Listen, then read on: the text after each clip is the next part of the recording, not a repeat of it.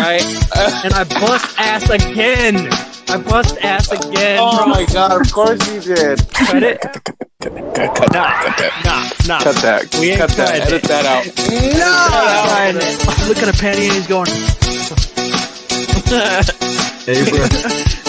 Abraham winking when he hasn't showered in a few days. Abraham stinking.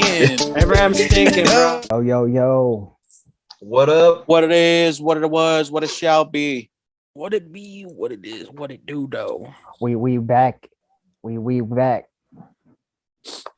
Guess who's Back at it back? again. Back again. Cultureology. Is back. Tell a friend. Yeah. All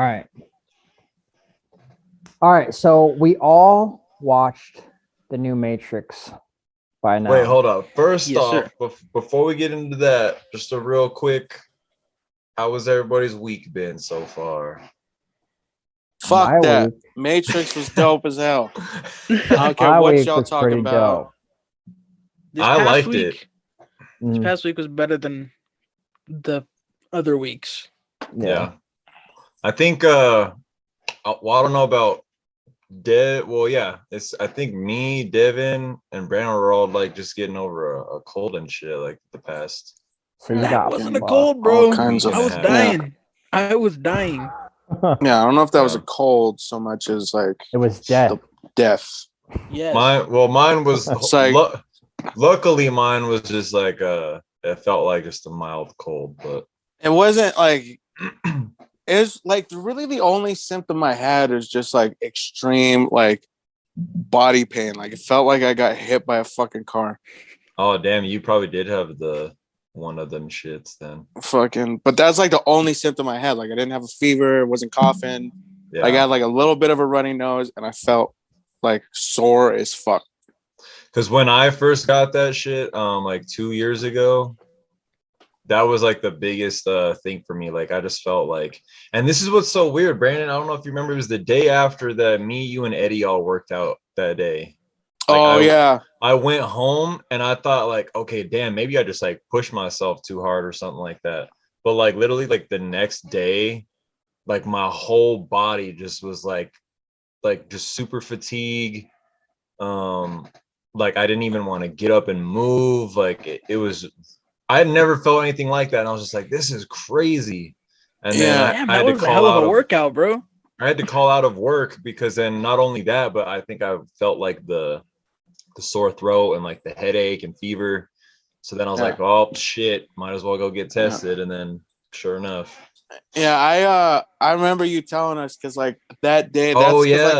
That's like back when this shit was still like first popping off, pretty much. Yeah. And like, so like I told my job, and they was like, all right, well, get the fuck out of here right now, and you have to go get tested. And I was like, sweet. And then so I went to go get tested, and that's like, when the shit first started off with the place I was working at the time, they were like, they put in this new thing because they got like money from the government or something. And they were like, all right, so like you guys already have your 2 weeks of vacation and sick time, but on top of that, like we got money from the government. So if you get this shit, we'll give you 2 weeks like to get over it, like paid, and you don't have to use your vacation time. Oh, and I was like, dope. Yeah. So I go and I get tested. And I got my results back like the next day, and they came back negative. And I was like, well, like I didn't want to be sick, but I was like, well, if at least if I am sick, I'll be covered. Yeah. But then like I called my boss or like my big boss, and I was like, yo, like I'm negative, but like the homie that I was with, he came back positive. And he was like, oh, well, you got to stay out for 2 weeks because you were around somebody who tested positive. And I was like, so you're telling me I get 2 weeks off paid and I'm not sick? Dope. Thank you, sir. See you in 2 weeks. That's funny. Yeah, it was pretty nice. Yeah, I was kind of fucked for those 2 weeks. Like, it's just so crazy now, like where we're at today, where they're like, just take 5 days off. You're good. Yeah. What? Yeah, like, it's like I couldn't go back for like 2 weeks when I got that shit, and I was hurt, and I was like, how the fuck am I gonna pay rent? this, that. Like, I was like, because my job, we don't get like PTO and benefits and all that. You're kind of just like, you're fucked. Yeah. Sorry for you. You're Like, fucked. ooh, that sucks. They're like, damn, you should have thought about that, huh? Like, gonna cry? Yeah. They're like, pretty look a much. little sick But yeah, ass. but that is Gonna cry? interesting how Gonna that cry? shit shift. How that Stings, shit doesn't shift, it? Yeah. But you know what's funny is I actually went to work one of the days before I got tested and put everyone's life at risk. So that And was fun. you shut the whole Good. shit down. And then I had to tell my bosses, I was like, hey, I think I'll go cold. And they're like, oh shit, okay, well, just keep that to yourself. We won't, They fucking swept it under the rug. They hush-hushed it. fuck yeah. Fucking hell. Because They Oh. fucking it was those more bastards. of a, it was more of a liability thing where it's like if I was to, let's say, get, because like, so for my job we have different clients and it's all off of like a contract kind of basis because we go to like different locations and shit. So their concern was, well, if one of our clients gets sick, then we could lose the contract, blah, blah, blah. I was like, so they're kind of like, let's just hope for the best, And one of those things. They're And like, if they hey, do get sick, we'll they're tell them like- that he got that shit from someone else. well, exactly, because that's Oh, why shit. they were like, well, hey, we're just to cover our ass, we're still gonna need you to take the time off, just so we can say that we at least took preventative measures. And Yeah. we'll just kind of say like, oh, he didn't know he had it, but then you know what I'm saying? So yeah. What? Yeah, motherfuckers shady. Fucking Yep. You should have threatened him, like, yo, if you don't give me paid time off, I'm whistleblowing. I'm telling everybody. You're Telling getting canceled. all of the fucking clients. operation. I'm Uh, exposing. All the clients. I'm gonna Then make a 30-minute expose video on YouTube. Then I would have been out of a job. So I'm trying to fuck my money up. I was just like, I'll just charge it to the game. Fuck it. Sometimes you gotta just take the L, man. Yeah. There's nothing you can do but just fucking move on. I was like, you know what? This is gonna be a learning experience for me. I'm gonna take these 2 weeks and reevaluate, recalibrate, Read some books. and ejaculate. No, just kidding. Those are rookie Amen. numbers. That's how you reset. Just gotta reset, And exfoliate. But yeah, that shit. but not in that order. Yeah. Like not in that Yeah, order. whichever you choose. Like It's like a I'd, mix and I'd match. exfoliate before. Ejaculates. Yeah. Or just All right, now that we talked start about what we off wanted to talk strong. about. Ejaculate first. Oh God! When you got dick hands on all the rest of for the rest of your activities, Very cum-like. it's very cum-like. You're with the fucking The lotion. you're like, flavor, the texture.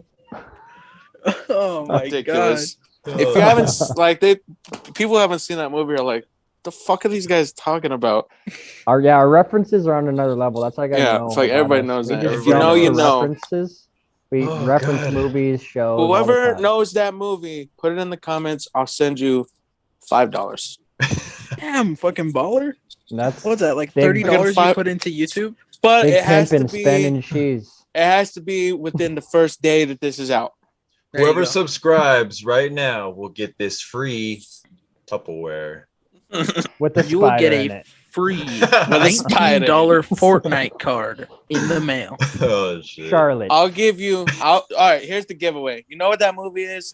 Put it in the comments the first day this is out, and you get a whole box of AA Bears love batteries. that. Damn, I Oh want my those. I'm God. gonna do that. I'm gonna do that so I can get it.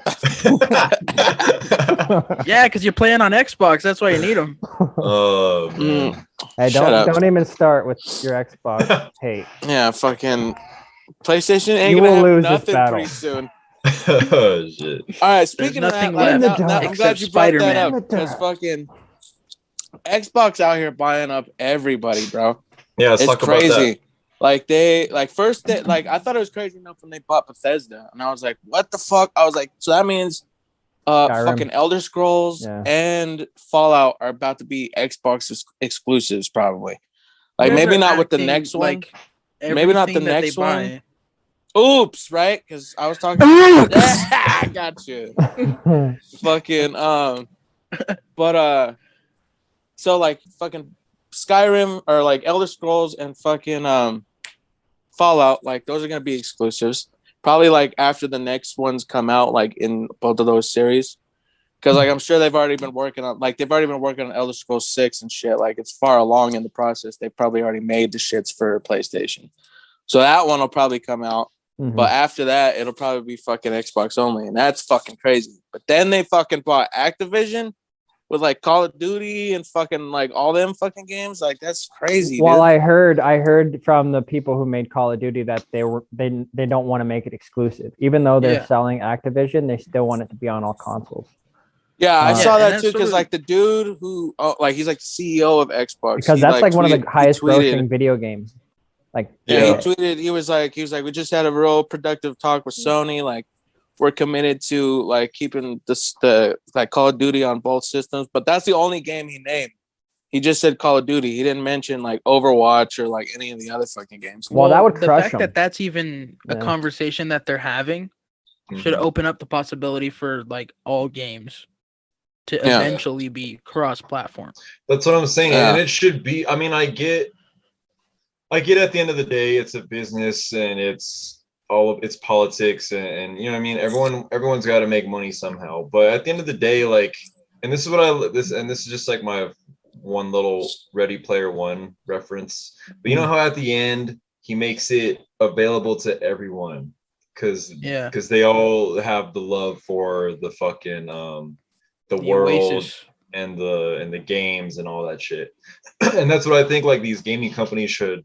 I mean, I'm sure eventually they'll find. That's where it's gonna gravitate towards, or they're gonna. It's like, you know what? We're all gamers. I'm sure even the people that work at maybe not like the higher up corporate executive people, but the who get like murdered. The people that work on the games though are like definitely, you know, true gamers, and it's like, all we want at the end of the day is to just be able to play whatever on whatever platform. Well, and that's kind of what crypto, what crypto, I don't know if you're into crypto that much, but I'm heavy into that shit. So like, I see the trajectory of it, and that's where video games are going, where crypto, like kind of like the Ready Player One shit, where like you can actually make money playing some games. Like you can actually make a living, not even being the best video game player, just playing it, dedicating your time, you can make a living doing that. That's where already it's going, dude. Like, and also making it, you know, an open source where anyone can join, anyone with the PC or anyone with the system,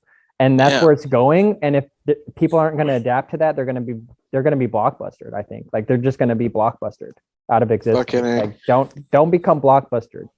Be open to expand and don't be as greedy. I just don't embrace the future.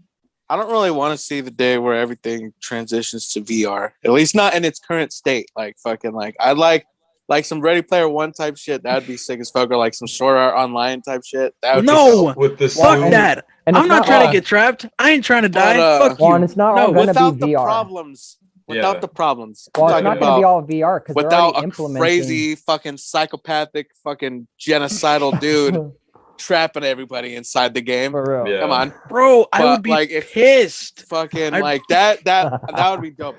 But the current state of VR, like I could do without it. Well, you know what? I think this will be a good segue to eventually get into the movie. But Mike, it's crazy because I first started seeing these ads on Facebook, right? And I was like, what is that? I had no idea what it was. I just kept scrolling past it. And then I think when we all went to go see No Way Home, there was a big ad for it. And I was like, what the hell is that? I wasn't really paying attention because we're all talking and shit. And then, I don't know, or maybe it was before that. Whenever I had to get a new car and shit. Mike, I remember you giving me a ride, and then we started talking about all that kind of online, you know, where that kind of shit is headed. It's and then you were telling me about the metaverse. $1 trillion industry that is. Oh yeah, dude. $1 trillion head. Motherfuckers is making bank on the metaverse already. Well, it's crazy just in the short amount of time that I've heard about it, how it's like gaining traction like really fast. And like, I didn't even know it was already operational and people were using it. And yeah, bro. I got a homeboy. Like, he's not really like my homie, but we like know each other. We know each other exist and shit. You know, fucking like fucking. I met him a couple times. Back like when we were doing music and shit. He's like real into like heavy into music. Like he's a producer and all this shit. He has his own studio that like he runs and manages like fucking like. Damn. But he started fucking around with the metaverse and like created a virtual studio. Yeah. And like has motherfuckers coming in there to like record legit songs and shit and fucking like charging them like fucking like money for sessions, like fucking like and like they're recording. That's where it's coming on the meta. Like that's where it's going. That shit's fucking bonkers to me. Like I'll have to like send you like his Facebook or something because he put up videos of that shit and like this dude was just like in the studio like recording a fucking song like his little fucking like like avatar dude. Yeah. And like fucking like it like and then like he showed like later on like of it on like his fucking program like when he was editing it. I was like that's fucking wild, bro. Dude, you're gonna have jobs on it and shit. Like you're gonna go to work. Bro. It's like crazy, dude. That's what I'm telling you. It's gonna happen. This is happening. Like remember when you were telling me about the people who are buying like virtual property and shit? This dude, fuck it. Like Snoop Dogg has virtual property. That's like gonna fucking be like that's the shit. That's like. That shit's fucking kind of scary, bro. Like this shit started into the Matrix real quick. It's definitely. I don't want to say scary, but it's definitely. I think it's exciting. I was gonna say, well, it's exciting, but it's also like it's the half ground between both of those things. It's also awesome, but awesome in the sense of like in the definition of like awesome. You know what I mean? Like it's so like awestruck. It's so it's so just like like it's just so game changing and just so like it's breaking new ground that and this is what's kind of crazy about that whole the Matrix and shit is like I'm not super into the more that we move into this new digital age, which is just so crazy to think about because Mike, I remember you being on to the whole crypto, like dude, I was in Bitcoin when it was at $900 a crypto. Like one Bitcoin was $900. It was worth like 50 something thousand for one. Dude, that's fucking wild, bro. And I remember I have one NFT. And it's a Spider-Man one. Oh, nice. How much you pay for it? $85 when we bought the tickets.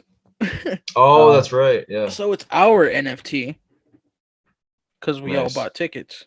Oh, that's but I only got one. That's pretty cool. You know, who knows you might be able to resell that fucking later for some big money. But kind of what you were saying too, like this is already happening. Like there's already games like, and I'm not even talking about virtual games. Like imagine playing Call of Duty and getting paid for achievements, getting paid for the progress, getting paid for the unlockables, getting paid for the skins. That's how they're they'll lock you in the Matrix. Because bro, like fuck it, just plug me in. I'm getting bro. Let's go. Well, this brings me to my next point. There's already crypto games out that people are making livings off of.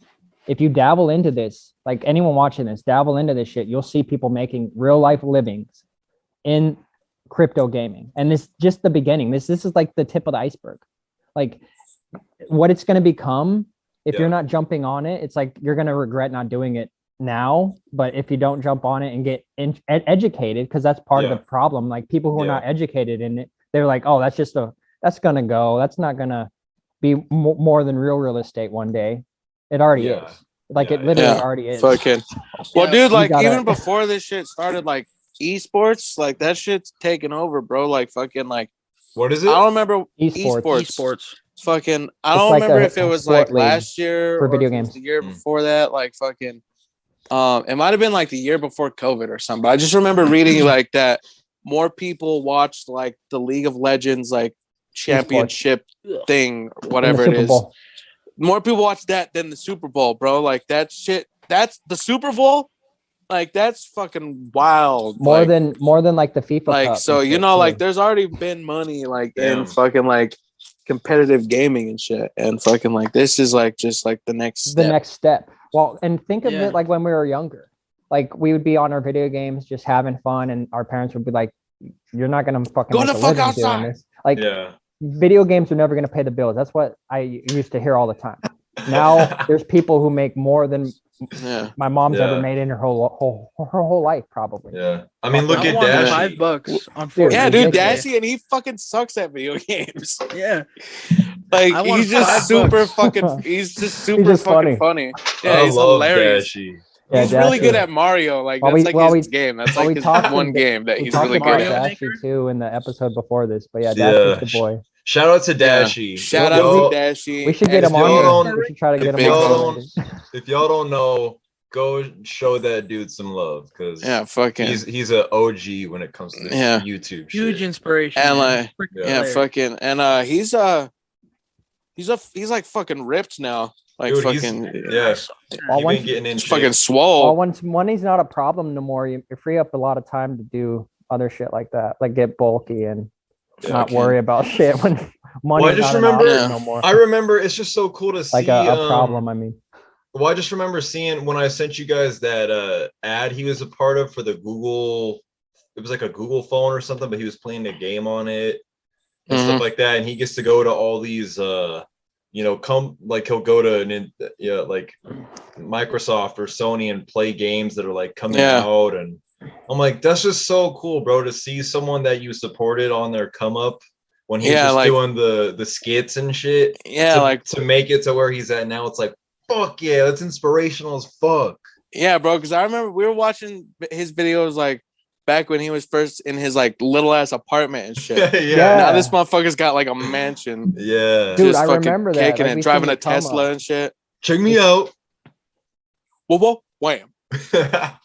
When he was just a tiny little footnote, we knew him and we loved him, and now he's like, some people don't even know him for his original content. They haven't even seen his original content. Some people don't even know. Yeah, dude, fucking. He has these. He does a video every once in a while where he'll like react to some of his old skits. Yeah, and like a lot of the comments on that shit will be like, "Holy shit, I didn't even know you made skits." Like, like fucking, I'm gonna have to watch these. I'm like, man, I was watching these shits back when these were the only shits he made. Whole career. Like he didn't even have a gaming channel yet. Yeah, like we supported him from the ground up. From the day ones, dog. Yeah. Like he can't have had more than like 100,000 subscribers, like if that. When I started, dude, I don't even like it was. Dude, he didn't even have his own page. He just had like the Nasan. It was just like called Nasan. Yeah. And like it was just a little thing. And he was doing he was just doing the voice. I mean, dubs. It had traction, but nowhere near what it is now. Like, it's just amazing. And, go ahead. You remember that old guy Eddie that would be in his skits? I pray that he's still living and he's still alive. He's still alive. Fuck he's 100. He's 100 years old this year. I love it. And he's still alive. He's still kicking it. That's dope. Because I watched one of Dashy's like recent videos, and he was reacting to like some old skits, and Eddie was in one of them, and he was like, he's like, I can't confirm Eddie is still alive, and he was like, he's like, I'm trying to arrange like so that I could go like hang out with him like one day or something, but like I don't want to take time away like from his family and everything, like but he was like, but I'm gonna try to make that happen for y'all, like, so if we get a reunited like with a reunion with Eddie, I'm going, it's going off. The world needs that right now. Yeah, for real. How you guys did Dashy? What? How to sit down. Oh, okay. That was like one of the first ones I watched. Favorite? I don't even know. Not my favorite. That's not my favorite. Like, or no, what I was just the video that introduced you to him. Oh, like, you know, fuck with this guy. It was the Nasons. Mike and Brandon showed me the I think it was like the Slender Man and like the X-Men voiceovers, and Yeah, the No, I'm pretty X-Men sure- voiceovers was fucking Pretty sure you knew hilarious. about Dash before I did, Frank. Because I remember you guys showing me some Oh, for stuff, real? and you It might have were been like, me. and you Because were I like, was you like- guys, Mike you showing need to watch. me. I was Huh. like so hype. I was like, this is so fucking hilarious. Like, you got to see this. And it Is was like he? the Is X-Men he clip. He's the Turtles, right? No. No, He's not the That's- Turtles. but That that's those other hilarious. guys. Yeah. That's hilarious as well. Yeah. Yeah. He's yeah. I always liked how Donatello was like the simp. He's like, I know Tell you me you're didn't not disrespecting. He's like, I know you didn't disrespect her. Well, you know what's funny is before like YouTube Shut your was save even a whole ass up. before YouTube was even Get that a blue shit thing. off your face. Well, I remember when I first got introduced to Dashi. It was actually Brandon. We sit down Yeah. here in this very couch area with this. In this very tiny ass In In this Very little cool. ass room, over 1 billion kids have died. Oh my god! I remember when you showed me that. I just couldn't stop fucking laughing. That and the ghetto driving instructor, like when I first started driving. Mhm. Yeah, like before he went to go take his driver's test, I showed him the ghetto driving instructor. Yeah. That shit was fucking hilarious. Oh my god. Well, I and don't you know. know, I'd just say I miss the ones. He works with this guy, this animator called Nightmare Productions, and he's the one that did all the animations for the where Slenderman's selling him batteries and he meets Leon. Yeah. And whoa. yeah, I'd say Check those. me out. Check me out. Were, Wait. for $300. What? Got me fucked up. But I'd say those early ones. I hold pretty dear. Yeah, those are some of my Compared- favorite. Like, I don't really watch like Jeff! any of his gaming shit. Like his newer Jeff! shit, I don't really fuck with. Like, not just because Oh, I I don't do, fuck dude. with It's it. I just fucking it's just I don't funny. have the time. Like, I don't have the time to like be like, Yeah. oh, I'm gonna go check out Dashi's new shit. It just Yeah, I doesn't haven't have watched that one in same. a long Video ass makers time. are on a whole nother level, dude. Yeah. I just I haven't don't watched watch one in a long ass time, but they're hilarious when I do get the chance. Yeah, The if I only do mon- get a chance to watch it, I'll laugh. Because he Yeah. uploads he uploads a video every fucking day, man. Like I on the know, he's grind. Like, crazy. how do you keep up with that? I'm proud of him. But don't. I know it's Like, interesting. I'll just catch you when I catch you. It's just I know Yep. that he knows that there's money in the gaming market for that stuff. So I know that that's why he's like, that's my bread and butter right there. Like, you know what I mean? But at the same time, I just don't I typically don't follow like gaming or gameplay, I guess I should say, videos a whole lot, no matter who the channel is. But every once in a while, if like a new game comes out or something that I'm interested in, I'm like, I wonder what that's like. I'm like, I'm sure Dashi got a video on it. I'm gonna go check that shit out. Man, I want to speak about that Fucking- actually. I want to speak I about don't. something. You don't just don't about watch. that. Just don't go to him when you're trying to watch like Yeah. a game being expertly played. Like Yeah. that's not what what you go not to to Dashi do. for. Yeah, Well, like no, and fucking. I kind of it's want to so talk funny, about like, this. He's purely there to fuck around. Yeah, and he's I just love trying to it. make you laugh. Like he doesn't take the game seriously. Like that's the funniest part. All right. What Except for Mario, like he fucking get heated over Well, some Mario. He's a Well, I sweat, wanna dude, talk when it about, comes like, to Mario. about him making video games, because there's a lot of people who will make, you know, those videos with like Minecraft and they're streaming it, and they're people like my stepson's really into shit like that. Yeah. But I'll say this, I'll give this to Dashi. Every other person I see doing those videos are fucking annoying. Like just bottom the line, like there's an annoying factor where they're either screaming, like screaming Yeah. unnecessarily to do views or, you know, build the hype for the kids. Where he's just him. Like he's just like, and I mean, that he might be them screams, too, but it's fucking funny. It's not the same. It's not like it's 'cause, like, it doesn't get to me. People It's trying to weird. be him. That's And why so and many people doing that. disrespect to anyone doing that. Like, do your thing, but it's just not for me. But You I could could still tell- watch a Dashi gameplay and enjoy it without thinking it's annoying or a gimmick. You could tell that, like, when I, even as just a longtime fan of his, even when I watch those gaming videos, it's clear that he still maintains a certain level of what got him to where he's at. Like, Yeah, it's well, you his go personality. to him for his personality. Yeah. for his sense of humor and I guess that's why you go to other ones too, but their personality just is annoying. Like it has annoying factors. Like not their whole thing, but like there's certain aspects where I'm like, why is he screaming at the top of his lungs? Like chill the fuck out. That's I think that's the dad in you. Maybe. Like shut the fuck up. Why is he screaming in there?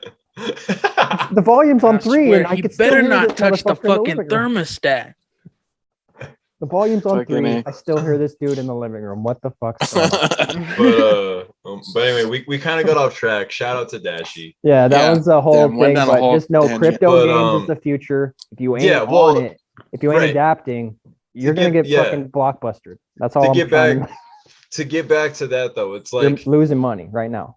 It's just crazy. It's just crazy. Like going back to like the metaverse and stuff. Like this is sort of related, but kind of slightly off topic. But like I remember, and I don't know if it was during COVID or whatever, but I remember like when Ariana Grande and like Travis Scott, all the concerts, the Fortnite concerts. I recorded both of those. That's crazy, but it's just crazy to sort of be able to like see where the landscape of just digital and the online what's it called, like where that shit is headed, and like how people are slowly starting to capitalize on it or kind of get with the program, so to speak, you know, because like it's just crazy. Like when we were growing up, to see like, you know, from the internet being dial up with the ding gong gong, fucking, and then oh, get off the phone. The most annoying sound in the world. But like to have it go from that, and then I never really gravitated towards the whole like when playing online started popping off. I was completely content with just like playing by myself at home, or like maybe people would come over and play. But like I remember when Xbox Live really started to take off, and then, like PlayStation Network, you know, they got their thing going and stuff like that. And you really started to be able to build or not you, but you know, like the gaming industry really started to build this sort of community of like gaming and entertainment period, I guess. Growing up, when I was exposed to Xbox Live, dude, that completely changed my life. That's why, you know, people want to know if people want to know why I have an Xbox now and I don't have a PlayStation, is because what Xbox did as far as online community before PlayStation had anything going online. That's where you had to go. Okay. It changed my whole fucking life. Like I was like, this is the coolest shit ever. They changed the world. That's when I fucking realized how racist the world was. No, but a bunch of N's and F's and fucking N's. F, P's, Q's. I was like, goddamn. But you remember like when Xbox? How did you know? And our homie David had it, and we would walk like fucking 30 minutes just to go play it. Like literally just to go play it. And we're like, we would walk from like we need to we would walk from like fucking play Halo too, from Wadsworth, fucking play Halo too, all the way to fucking Sheridan, like damn. And then back after we were done hanging out with David. And it was the awesomest thing. I was like, you're playing with people online and like shooting them and then teabagging them and like, like I was like, this is fucking awesome. Yeah, fucking. But like, I never got to really like play that shit. Like, just because like I didn't get internet. Like, I didn't get aside from like my phone and shit. Like, I didn't get internet like till like I was like later an adult already. Like fucking like like my mom didn't get the internet. My dad didn't get the internet. They were like, nah, fuck it. Like, so like definitely I never got that really experience. But like, so I always like, but I remember like playing at like your house, Mike, or like fucking, just like at other people's places, just like the ferocity of Call of Duty fucking lobbies was unmatched. Like there's nothing like that today. There's nothing like it today. You get canceled. The environment of it was so awesome. But it was like Wild Wild West style, and that's kind of like bro. what crypto is right now. It's like the wild west style. Like it's still trying to figure like, itself out. You got crazy shit going on. People losing yeah. money, and a lot of people making a lot of money. People Yeah. losing money, and a lot of people making money. So it's like you have to know what you're doing, and that's like where the education comes in. I feel like the only people who are not getting into it is just because they don't know enough about it to invest. True. And I'm one of them. And well, and honestly, you remember when I was like talking it up, like when I made fucking $1,000 in a weekend in Bitcoin. Yeah.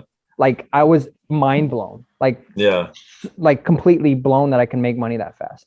Yeah, and I was telling everyone like, yo, just get in it, put $100 in it, or 200. I was saying, if any of you would have put $200 in back then, and I could have managed it now. If I was thinking smart, I would have just managed it for you, so we wouldn't have to deal with anything. You would have like almost 100, maybe even more than 100 grand. That's fucking insane, dude. Ridiculous. I always think about the. I'm gonna go back in time when time machines come out and be like, invest in crypto. The thing is, the peak's not even here, so you can invest now and still make a big thing. It's more up and down now, but. Just create Amazon. I always think about the fucking like the dude like who's like it was like the very first purchase with Bitcoin, and the dude spent like 25,000 Bitcoin like on a pepperoni pizza. What? Good man. Yeah, and like this is back when it was like 10 cents a Bitcoin. Yeah, like fucking like just starting. Do you think that guy's killed himself by now? No, like, he actually had an interview with him, and he says he doesn't regret it. Like, bullshit. Like, that's my fucking guy. Like, I'm glad I did that. Like, it's an experience that I'm glad of. Bullshit. Was it a hot ready? That's the most expensive pizza in the history of the world. It's a good ass fucking pizza. I hope it was, dude. Well, I want to know about the guy who bought it, who like scammed him into getting a pizza. So it was a scam. Well, not really, because that dude was just that's what it is. It's like you had to trust it. So whoever bought that pizza for him was like, all right, that sounds like a good trade because I think Bitcoin's going to go somewhere. I want to hear that. I want to hear from that guy. I want to hear from the guy he bought the fucking pizza. And that guy did you keep it, dude, or Jeff did you Bezos. sell it? Yeah. Or did you do what I did with my fucking that guy's Jeff Charizard Bezos, man. It was Bezos. Oh god. He was wearing a wig at the time. Yeah, it was Bezos. Like, I bought dude. Before his name was just it was fucking it was Elon Musk. Before his name was just Jeffrey, average Joe Schmo Jeffrey. Yeah, and it was Jeffrey Bezos. And then he became who he was, and he's like Bezos. Because I'm Bezos. And I'm making them pesos. Oh shit. That's a rap right there. You put that. Making pesos like Bezos. Okay, folks. Bars. Oh my god. All right. But no, like to continue on that and segue into the movie, it's just crazy that because there's this interview, I'll link it in the chat for you guys. I don't know the outlet, but they're interviewing Keanu Reeves and Carrie-Anne Moss about the movie. But did you guys ever keep up with like Unreal Tournament and shit when it was doing its thing, when it was like real big? It was actually like I think one of the first like esports kind of driven games. Yeah. Yeah, Unreal Tournament. That and like CS:GO and shit. Okay. Yeah, because that was all kind of over my head when it was like in its prime, in computer gaming, like computer's always been the front of like everything. So like crypto gaming it starts out on computer and then it starts to gravitate towards the consoles and the portable. Like they're starting to make crypto games for the phone now. Roblox.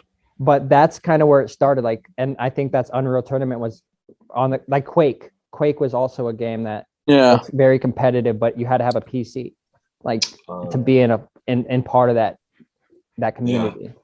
And that's it's crazy. Where it starts. That's still where it's really big in esports. What were you gonna say, Brandon? I don't believe I was gonna say anything. Oh, no, but go on, Brandon. Go on.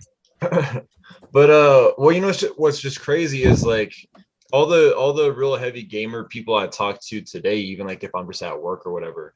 I remember when this whole phenomenon really started kicking off of like people building their own gaming computers and like I kind of started to see, you could almost see a shift of the popularity of gaming, like transitioning more from consoles, like the home PlayStation, Xbox, whatever, to like I've heard so many people that are like heavy in the gaming world, they're all like PC is where it's at. And I'm just like, damn, that's just so crazy. Because eventually I think it might just, I don't want to say Xbox and PlayStation are necessarily going to go anywhere, but I think we're eventually going to hit like a summit where it's like there's just going to be an overall sort of system or like they're all going to just kind of be absorbed in one ecosystem. Exactly. Yeah. I don't know, dude. Like, because that would like make it like Microsoft and Sony would have to like partner up for like that to happen. Because there's always going to be. That's just communist propaganda. There's always going to be. I think you'll always have like nah, Xbox is better. Fuck, no, PlayStation is better. No, PC is better. Fucking like. Well, there's always going to be. Yeah. Well, what I'm saying is like I'm sure you'll always still have PlayStation, like Sony and Microsoft, because it's going to be like Pepsi and Coke. But eventually, I'm just saying like I think their main what's it called? Like their main selling point won't necessarily be like, oh, hey, here's a home console for you to buy and play games on that. They're all going to sort of just be like, okay, we're all going to buy and invest real estate in PC gaming. And I think that's just going to be the Microsoft's default. already doing it, right? Yeah. Well, and to cover what you were just talking about, it's like that's the knowing thing that I was just discussing, where it's like I think the only people who aren't PC like dedicating their time or investing in a PC, because it is an investment.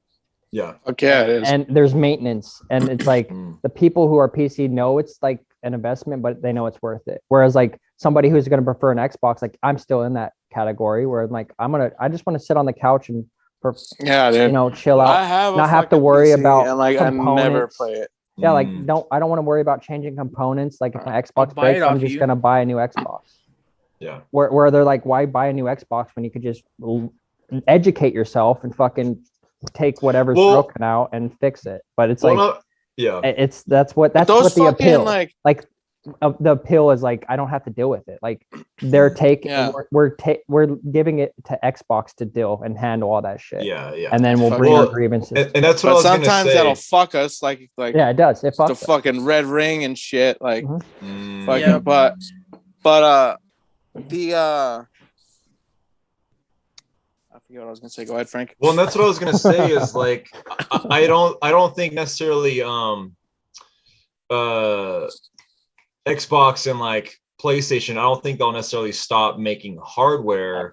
But I think eventually they'll be like, hey, instead of going and buying, I don't know, computer companies that are big on like people making their own, processing units and like all that shit. But they're gonna be like, hey, come to us, like kind of like what you were just saying, like for the average gamer like me. And I wouldn't even call myself an average gamer because I haven't played a damn video game in forever. But, for like the kind of everyday, casual player, like you said, the ones that aren't really wanting to invest the extra, like, learning all the hardware and getting super technical and intricate with it. They're going to be like, I'd rather just go to Xbox or PlayStation, and they'll provide the hardware. But I'm just saying, I think there's gonna be a drastic sort of shift from like instead of Xbox and PlayStation just releasing games where it's like, did you get the new whatever for Xbox or whatever for PlayStation? Games are just going to be out across the board for any system. But I think, I'm sure PlayStation and Xbox will still just be able to still provide like the hardware for people to. Well, that's how it is basically right now. Like fucking like there's just like like most games come out for everything. Yeah. But like there's certain games like that are fucking exclusive to like one thing. Like fucking like how like this like the Spider-Man's like God of War, fucking those are fucking PlayStation, like Gears of War and shit. That's Xbox. Yeah. Fucking, and then there's some shits that are like you can only play them on PC and shit too. I'm pretty sure. Like, if you're talking about exclusives, PlayStation, our PC has like so many exclusives that we don't have access to. Well, you know what I was just thinking about the other day. But I don't fucking know about. But yeah, so we don't know. Out of sight, out of mind. Ignorance bliss. Out of sight, out of mind, man. I'm cool over here playing Uncharted. Well, you know what I was thinking about. That's how most of us are. Yeah. Well, you know what I was thinking about just the other day randomly is like, eventually, like no matter how advanced gaming gets, there's always going to be this nostalgia factor, right? Like I think we could all agree that to a certain level, we all have like our sort of sentimental value for something that's not maybe that's outdated as far as like technology or or, you know, as far as like technology or quality or whatever have you. And eventually I think, you know, gaming companies and developers and all that stuff, they know that. And I think eventually even as advanced as like this whole VR sort of shit gets, I think you're still going to have your players out there that are like, hey, I want to be able to play the original Mario or Donkey Kong, you know, like just for shits and giggles from time to time. But it's going to be available across the board on all these different platforms. Ooh. Well, on PC, already ahead of that because there's already emulators for all the old systems. Right. Yeah. Okay. Where you can get everything. For sure. And here's an emulator for Switch right now. And you want to hear about a real Matrix scenario. I seen this video of a guy playing VR, and all he's doing is playing a Nintendo 64 in That's VR. what I'm saying. Yeah, like, yeah. He's in his room. He customizes his room to like have feel. Okay. He's in VR. Yeah, but he's grabbing the game. But like the world is all like 8-bit. Yeah, no, not 8-bit. It's not 8-bit, but it's like metaverse type shit. So it's like the metaverse. Okay. So it's like metaverse graphics. But there's a TV in front of him. Yeah. There's a Nintendo 64. Oh, I see what you're saying. Playing the Nintendo 64 on a virtual TV. A game in a game. Yeah. Matrix. A game. That's you're gonna be able to play VR in your VR. He was literally playing. Oh my god. That's fucking terrifying. That's how they get you. It's like Inception. The deeper dream levels you go, you're gonna in that game, you're gonna fucking find a mini game to play. What do you think? Game within a game within a game. What do you think that we're playing right now? This is the game of life, bro. Exactly. Hate it. Let me off. Let me off this ride. Just like in the Watch. It's just The Sims. It's just The Sims. Just like in the Watch. Well, think of it. Like, if you there's another one. If you read a lot of books, Brandon, in real life, you're technically getting XP points because you're getting more knowledgeable in reading books. Just like if you go to cooking school, you're getting pretty much XP points. Yeah. The only difference is there's no rules. Sims. There's no. Can I log off? Like an RPG that we're just stuck in. Your diplomas and all your accolades are all your achievements. And fucking what is it? Deja Vu. Matrix. Deja Vu is just restarting from the last. We're in the Matrix. But actually, Brandon, you just brought up a good point that I kind of want to touch on real quick too. Did y'all ever get into The Sims? Because if you think about it, that was sort of like a pioneering thing for where we're at now. Hilarious. Dude, I had so many funny their little fucking made up languages and shit like that shit. Dude, I had Sims fucking almost peed my pants moment. Was hours of fucking laughs. Oh, for real? Yeah. Dude, I've almost had pee my pants moments. And that shit was like fucking addictive as fuck for some reason. Like I had to stop playing it because I was just like, fucking get this shit out of here. I'm like spending all my time in the fucking virtual Sims world. This motherfucker just got a promotion. I'm over here just chilling. Like, like I need to go to work, dog. Fuck out of You here. know what's crazy when your freaking video game characters living a better life than you For are. real, Well, like and that's this part of the- motherfucker's balling. I'm Well, over here And that's driving part of the the appeal. 03 Impala. Exactly. That's I part gotta of go the level appeal. up. You Yeah. live this And fantasy. then You get I to live stopped this playing The fantasy Sims. and grow into this character, and you Yeah. get invested in your character and your Well, that's what. achievements and what you're doing.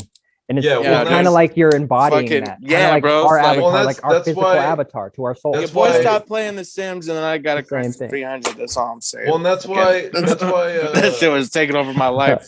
Oh my gosh. But in all seriousness, that's why I kind of brought it up. Like, all jokes aside, like when you guys were playing that, what was like the deeper thing going on in your head of like at the time, did you guys realize or kind of think about like, damn, I wonder if in the future, like, did you guys have like that kind of foresight of being like, this might be where video games eventually, like Ready Player One kind of, Yeah. you know what I mean? Like, Mhm. did you guys, did any of that kind of answer Well, your It mind? like it kind I of it was never just there really to fuck got around. to that. I'm gonna be honest with you. It never really got. I always looked at it as I'm making a movie. Okay. Like fucking when I would play The Sims, I'd be like, all right, these are like all actors. I control what happens in this world, like what they all do.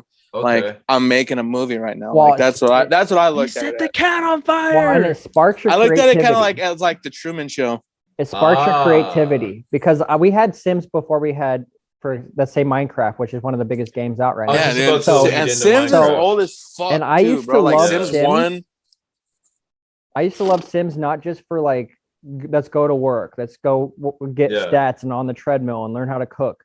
Like Yeah. I'd like to Okay. design buildings in it. Like I would like to Plants get Yeah, into 'cause you can- the building design shit. Oh. And now Yeah, it's you like- can like It really like some triggers your creativity. Really. Mm. yeah, bro. Like there's like architects like will go on there to like there's this dude on YouTube, like he's an architect and like he strictly does Sims, but he doesn't play the game. Like he just like goes Build on there shit. and like uses That's the me. build mode That's me. and like builds and like tries out designs of houses that he is gonna like Oh shit. design in real life.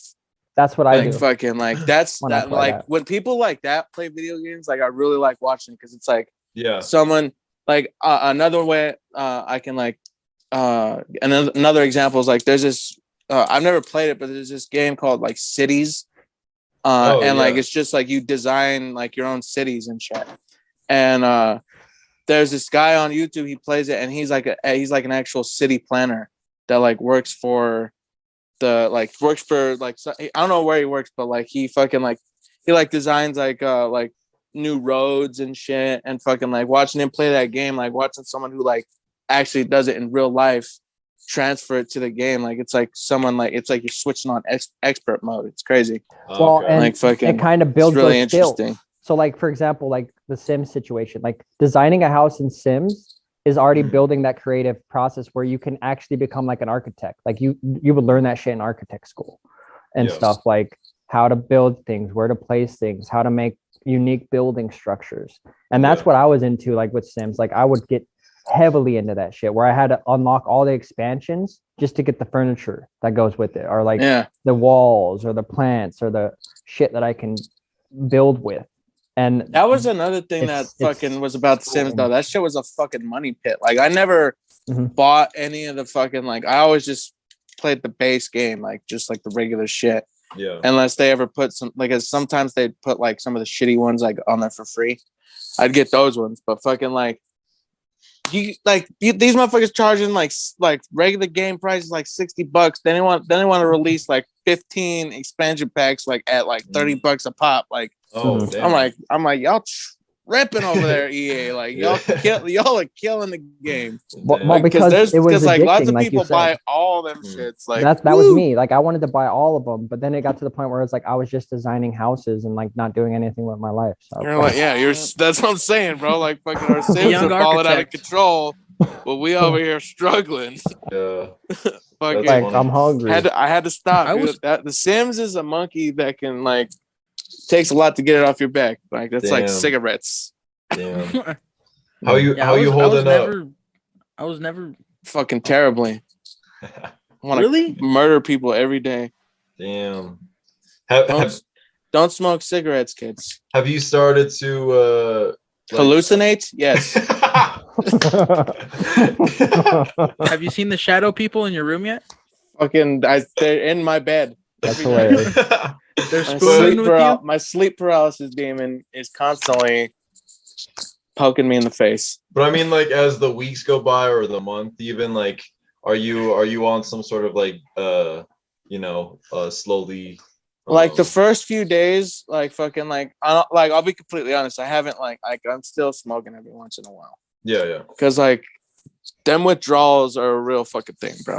Yeah, it's the hardest thing to quit that I've ever done. Fucking yikes. But like the first few days, like like because I went cold turkey for like 4 days straight, and like during those days, like I developed like a fucking nasty ass cough. And like I Googled it, like I read a bunch of articles, and they were like, yeah, like when you stop smoking, like those first few days, like you do, like you're gonna get a fucking shitty cough, like you're gonna be hawking up phlegm and like all that shit. And like, but like I never coughed up no like black shit or anything like that, so I wasn't too worried. Fucking, but like I did get a cough, and like I was hawking loogies and shit. Yeah, I know, like good content. Yeah.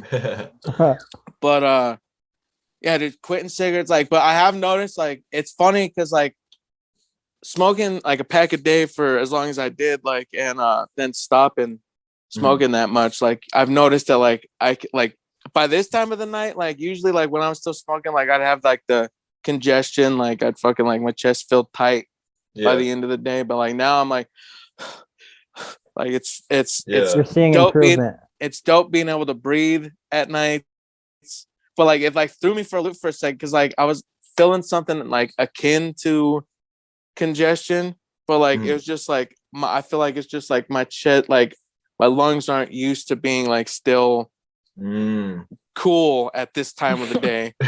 Like they're like, what is going on here? Like, why are we so smoke free right now? Like, why are we doing okay? Yeah, that's like, crazy. Yeah, it's wild. At this point, you've mastered chakra control, and you can stand on the ceiling. Fucking A. That's dope. But all right. Well, anyway, let's get into it. The transition into what we were talking. What said all of that leading up to. Culturology into the metaverse. Because throughout talking about the Matrix, we'll be able to kind of weave all that back in, or we can even come full circle because it's all very relevant. It's kind of crazy. But I would like to ask, first part of the podcast was for people who haven't seen the Matrix, the new Matrix. Yeah. If you haven't seen it, get out of here. Yeah. Get out of here. But let me ask you guys. Let's go back to the first one real quick.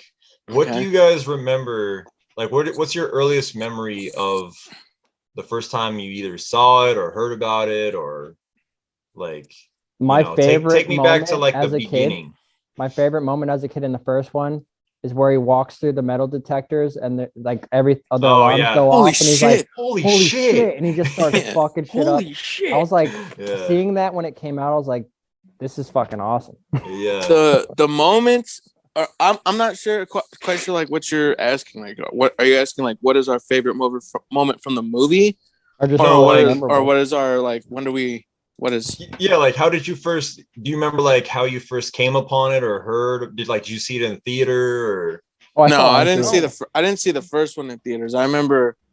I'm pretty sure my older cousins showed it to me. Like they were like, "Oh, have you seen The Matrix yet?" Like I was like, "What the hell's The Matrix?" Yeah, and like everyone was talking about how it's like the on greatest movie ever. VHS, bro. Yeah, VHS. We watched that shit on VHS, and I just remember.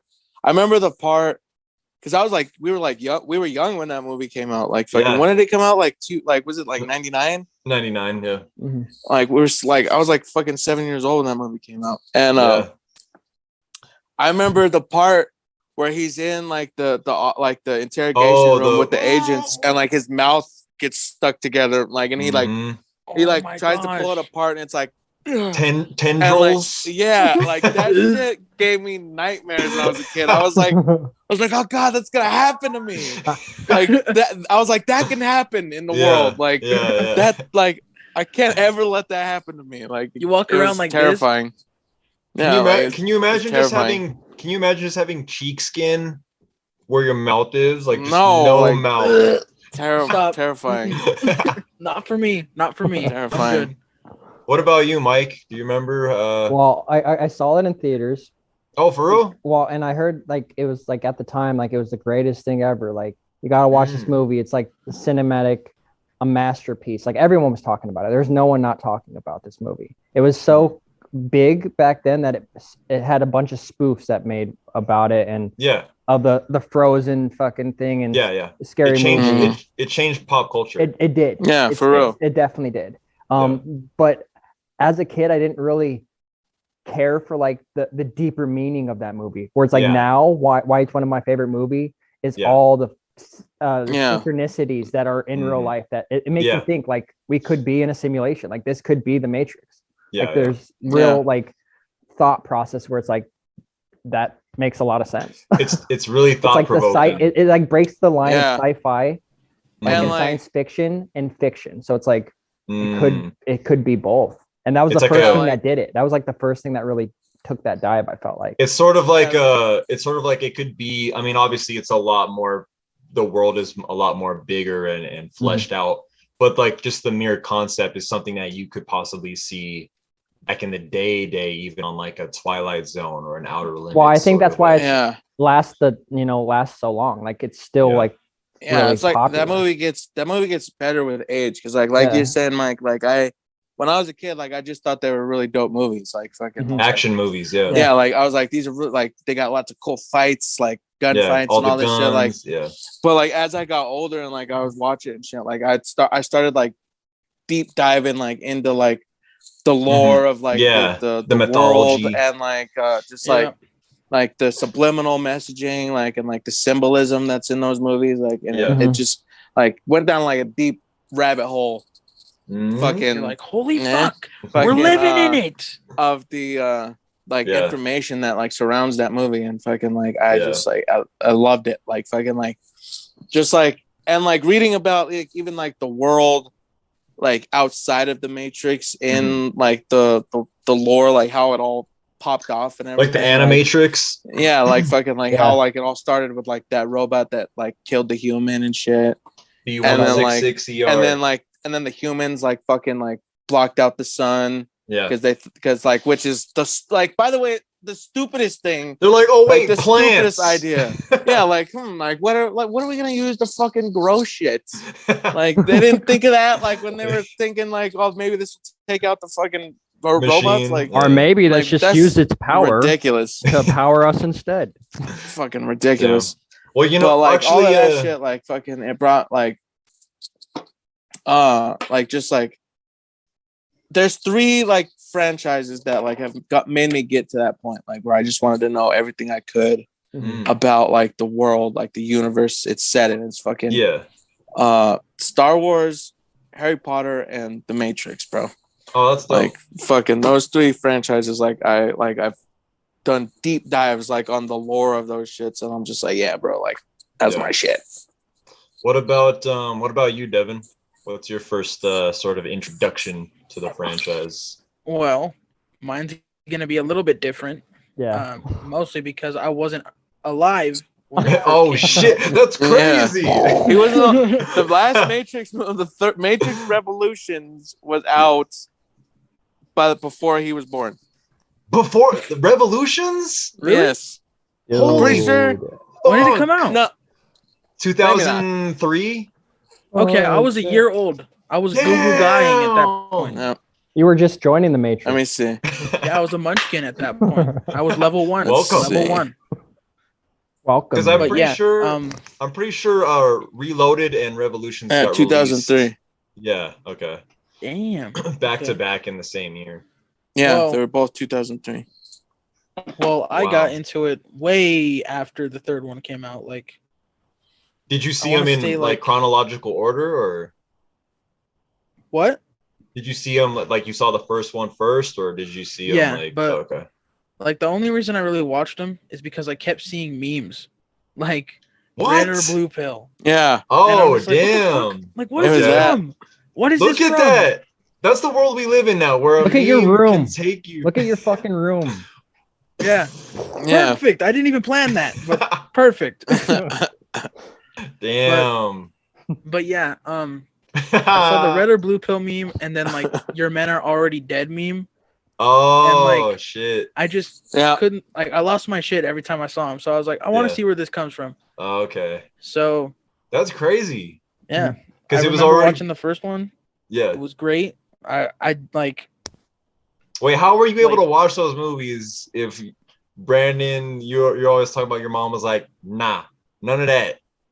Well, I'm sure this was not like not too long ago. Like, yeah, he wasn't fucking like 6 years old. He's talking about last year, bro. He's talking about like post-COVID. This was a month ago. He's talking about like post-COVID.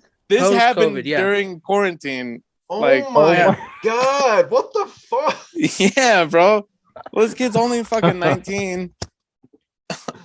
That's just crazy. I'm a baby boy. We're the old guys on the block, bro. Like, yeah, you freaking geezers. I don't think you realize this. That's dope, though. Open a nursing home, dude. I'm reminded like every day, like when I like hang out with my younger siblings, I'm like, damn, I'm old as hell. I'm old as hell. That's cool though. In all honesty, that's a pretty crazy perspective, I guess. Damn. But yeah, like I always knew like the concept of the Matrix. Like I feel like it's a worldwide, like people know. Yeah, it's part of what the. It is. Yeah, it's part of the zeitgeist, and there's like very few things like that. So like, first time I saw it, I was like, "Holy shit, that was dope!" And then I found out there was a second, third one. Oh, for real? The fourth one came out, and I was like, "Yo, I don't know about that one, Chief. Wasn't a fan." And we'll get into that. We'll get into that. Yeah, we'll get to that. Well, you know what's crazy is like I went and saw the fourth one, and I was telling my mom about it, and then she's like, "How was it?" And I was like, "Oh, it was good." But when I was asking her about it was because when I was a kid, it's so long ago that I don't really have a memory of like learning about it. You know what I mean? Like finding out about it. Like my earliest memory of that movie is like I just had it on VHS. I don't remember seeing, ads for it on TV, or I don't remember it being like, yo, coming soon to theaters, or you know what I mean? Like, so I was asking my mom, I was like, how did we find out about that movie? And she's like, I'm pretty sure maybe we just it was like super popular, and maybe like at Blockbuster we just rented it, and the rest is history. But I was like, damn. I don't really remember like how I discovered it either. Like I just think it was my older cousins, because like that's how I like got like all of my information like back then, like on like what like the cool shit was, because like my mom, like she like never, like we never had cable, so like all we did was watch movies like that we had already, and like my dad, all ever was on TV was fucking sports. So like I'd go over to my cousin's house and shit, and they'd be like, yo, this movie came out, like it's super dope, like, and like they showed me all that shit. So like I'm pretty sure it was probably That's crazy, because I have a really good memory of like a lot of things. Like I can remember like being like a year old. Like, do you remember like shit that would make people say, come on, bro, like grow. Yeah, exactly like what he's doing. Like, come on, guy. But I can't remember fractions of memories, but I remember as far as like the first one coming out. So I remember seeing it in theaters, and then I also remember who you went with? Yeah, I went with my friend that I looked. He was like 3 grades. Nah, I'm not buying it. He was like 3 grades older than me. He kind of like not rated R? me. I kind of like looked for him. No, yeah, it was. I think it is. It was. Is it rated R? It was. Yeah, I'm sure it is actually. I couldn't get into it. I needed someone older, so we went with my friend that's 3 grades older than me with his older brother. He had like an older brother from like older brothers, big sisters. Yeah, it's definitely rated R. And like, where you get brothers that don't have brothers. So like, it's like this corporation. So we went with my brother. Him, and he was like, yo, I'll get you. He's like, I'll get you in. It wasn't his real brother, but like his big brother from this corporation. Okay. So we went there, and I remember seeing it. I was like, oh, this is dope. But what's really cool is like I thought it was just a one thing. Like I didn't expect there was gonna be another one. I remember like the day where I was like, they're making a fucking trilogy of this shit. I'm like, that's gonna be so dope. So then I had to see all the other ones in theaters as well. But what's really cool, this is why I remember it too, because like Scary Movie, the first Scary Movie came out not too long after that. They made fun of it because it was so hype. Like Yeah. the hype behind the first Matrix was so Yeah. real. Like you Yeah, couldn't go dude. anywhere without people talking about it, it discussing being it, referenced. doing the reference poses Yeah. and shit. The- And I also saw that movie in theaters and lost my shit with all like he breaks his Ghost back and face. like, Yeah. like yeah. Yeah. So Yeah. I have a good memory of shit, like certain things, not everything. I Yeah. don't remember like what I ate fucking 10 years ago, but I can remember that. What did you Yeah. eat in the movie? Was it popcorn? I couldn't Was afford it- popcorn. It was Oh, fucking. damn. So you brought a cheeseburger in from McDonald's. I brought a soda can in my pocket. And some Smarties. And a Damn. Snickers bar. Shout out to Smarties. No, that's big money. Snickers bar, you tripping. No, the fun size one that you had left over from Halloween. Little Halloween That was sneak before Fun Size. Yeah, Halloween fun size wasn't a weren't a thing. thing back then, Kevin. What? Yeah, we didn't know what bite size Why don't we go was. Yeah, back to what- times of It old? wasn't. We where wasn't fun fucking. size We was weren't. not a thing. We weren't fucking pussies back then. Like we didn't need fucking fun size. We're like, I You want the got- whole. Yeah, you got Shebang. whole Snickers bars. I want for all fucking the Halloween. cavities. Damn, now we got freaking fun size, sugar free, freaking. And we also got diabetes now running rampant. Dude, we used Yeah, to drink fucking, out of the like, hoses. that's- We got all the diabetes shit. and Yeah. cavities for you Diabetes.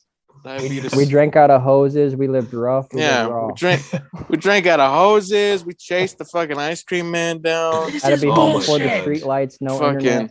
yeah, Do home they- before the street lights. Do they even have ice cream trucks anymore? They do. Yeah, they're They fucking. do. They're still around. They're still I popping. used to, But, as a like- kid, I used to think I could summon them. Like I think of the tune, and for They- some reason they They just come probably around saw the corner. you coming, bro. Yeah, Dude, I'm like, oh Matrix. shit! You're Yes! glitching the Matrix right there. You're Another like successful mission. Yeah, hacking Yep. it. You're hacking the Matrix with that one. that's awesome. I'm just like, Like what did let's rank the original trilogy of Matrix movies. I'll go first just because, I only have this sort of I guess opinion or whatever because I just recently binged them. Like it's funny because I binged the original trilogy before going to see the fourth one, Mhm. and then after seeing the fourth one, I was still so hyped on that. Like Brandon, you were talking earlier, like the just the lore and the mythology and the world. I rewatched the first trilogy again because I couldn't get enough. I was like, Damn. I want more. I need it. But and then I've watched so many freaking interviews and endless YouTube rabbit hole videos on it and stuff. So I've learned a lot about like the behind the scenes sort of production and stuff about all three of them. Because for the longest time I didn't even know Reloaded and Revolutions were sort of like the Lord of the Rings movies where they shot them sort of all in one kind of at over the same the time. course. Yeah. And I didn't even know they came out in the same year until just recently. But so like before knowing that, I probably would rank them a little differently. But now I sort of put Reloaded and Revolutions as one movie, and then the first one. So I'd probably put the first one first, and then Revolutions and Reload are on the same level for me, but they come second. It goes in order for me. So first one is my favorite. Like best to least or Yeah. So it's I don't know. That's just how it is because it's so close. The first one's definitely the best, but then it's like the second one is I guess my second because it's the next one in order, and then the third one just because it's order thing. I'm weird like that. I feel I go 1, 3, 2. Oh, okay. Nice. I love 3 though. That's what's so hard about it. Just because like 3, like they go to the Machine City, Yeah. and like they go over the clouds and like see the sun and shit. Like that Yeah. moment Like alone, Endgame. that Yeah. moment alone is like fucking like Yeah. it's like it's a beautiful moment It's of epic. cinema. Dude, yeah. Like fucking like there's few times in like movies where I'm just like, wow, that was like a truly Mhm. that was like a beautiful moment in this movie. Like fucking like, and that's one of them. Devin, what about you? I love that. That seems awesome. I agree with Mike. I mean, it goes first, second, third for me. That's dope. You know what's funny too about like I was just asking you guys about the first one, and like I really have no kind of early memory of coming upon it, just other than just owning it, and like I would just watch it all the time because I had it on VHS. But I have a very vivid memory of the second one. I remember going with my mom and her boyfriend at the time. We went and saw it in theaters, and I just remember being so hyped about it because I can remember seeing previews for it in other movies before it had come out, and I was like excited about it. All the Andersons, and him like spinning off of them. Smiths, like but yeah, Schmitz. But Andersons. Yeah. That just sounded right to me for a second too. I was all done. I fucked up, but yeah. No, I knew it. Wet Willie, Mr. Anderson. Oh, no, he says Wet Timberlake though. Timberlake, yeah. Wet Willie, Mr. Timberlake. Yeah, I mean, if you haven't seen that spoof, you didn't fuck with that spoof. And if you don't get that reference, go deep diving into that shit. Finally. Yeah. That's all you get. That's the only hint you get. Wet Willie, Mr. Timberlake. You gotta go on the scavenger. You gotta find it. You gotta find it in the Matrix now. MTV Movie Awards. But come on, why you gotta give them what the fuck? Whole thing? They're not gonna find it. See, that was the point. I want them to find it right now. Work for that shit. Now it's gonna be easy.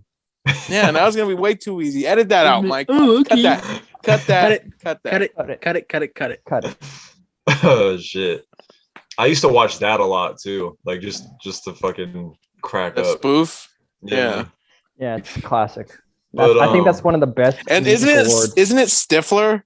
Yeah, like isn't he the agent? Mr. William Scott. Yeah, fucking A.